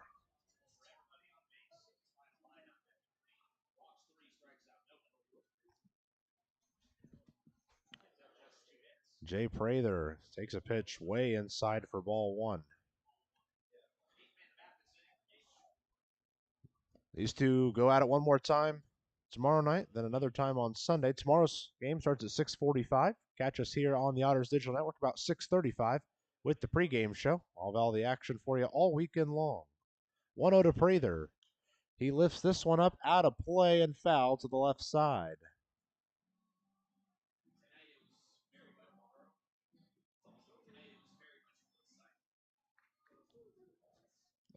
Game that looked like it was going to stay within the 3-hour parameter has now sneaked past. A 1-1 to Prather. High and outside, 2-1 the count. And when it really matters, finishing out the game, the Otters cannot find the strike zone. Of course, Watlin threw 113 pitches, so he couldn't have done much more. Otters bullpen has got to improve. 2-1. Foul tipped into the glove of Allen Jr. And now Joe Riley has finally got the Otters in a position where he could end the game in one pitch.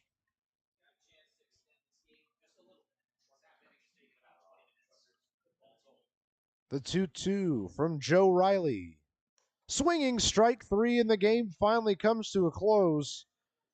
Took a little bit extra for the Otters to get it done. Ended up needing a couple extra pitchers. But the Otters win the first game here at Gateway 13-4. They out-hit the Grizzlies 17-5. Normally, we would take a break here and come back for post-game stats and reactions. We're just going to keep it here and give them to you real quick. Both teams are errorless in this one. Otters out-hit the Grizzlies 17-5. Otters outrun the Grizzlies 13-4. One of the notable things in this game is, of course, Gary Mattis going 4 for 6 with 2 singles, a triple, and a double that was almost a triple, including 3 stolen bases that now has him atop the Frontier League in the stolen base category. The Otters hit 5 home runs, a solo home run from Miles Gordon, a 2-run home run from Dakota Phillips, a solo home run from Zack Biermann, a 2-run home run from George Khalil, and then one more solo home run from Zack Biermann. This all came together, especially in the 5th inning when the Otters scored 5 runs. That was the 5th straight inning they had scored runs in. And they, despite having a tough couple of final innings with the bullpen, end up going on to win this one 13-4. The win's going to go to Justin Watlin, who went 7 full innings, gave up no runs on 2 hits, walked 2, struck out 7, threw 113 pitches, and got himself win number 1 on the season. Sam Gardner falls in the loss. No save necessary in this game, though it did feel like a save might be coming out of nowhere with the amounts of runs that Gateway started to put up at the end of things. But the Otters are able to escape for the most part. Don't forget that these two squads will play once again tomorrow night. 6:45 is when we are scheduled for first pitch, which means 6:35, right about there, is when the pregame show will start here on the Otters Digital Network. We hope you join us for that game, but it is a game that the Otters led front to back, bookended with a lot of runs. 13-4, the final score. 23 runs in the game as well. Lots of offense. We'll see if it continues tomorrow night. For all of us here at the Evansville Otters, I'm Matthew Will. Thanks for joining us for another edition of Otters Baseball. We'll talk to you tomorrow night at about 6:35 for Game 2 between Gateway and Evansville. Have a good evening.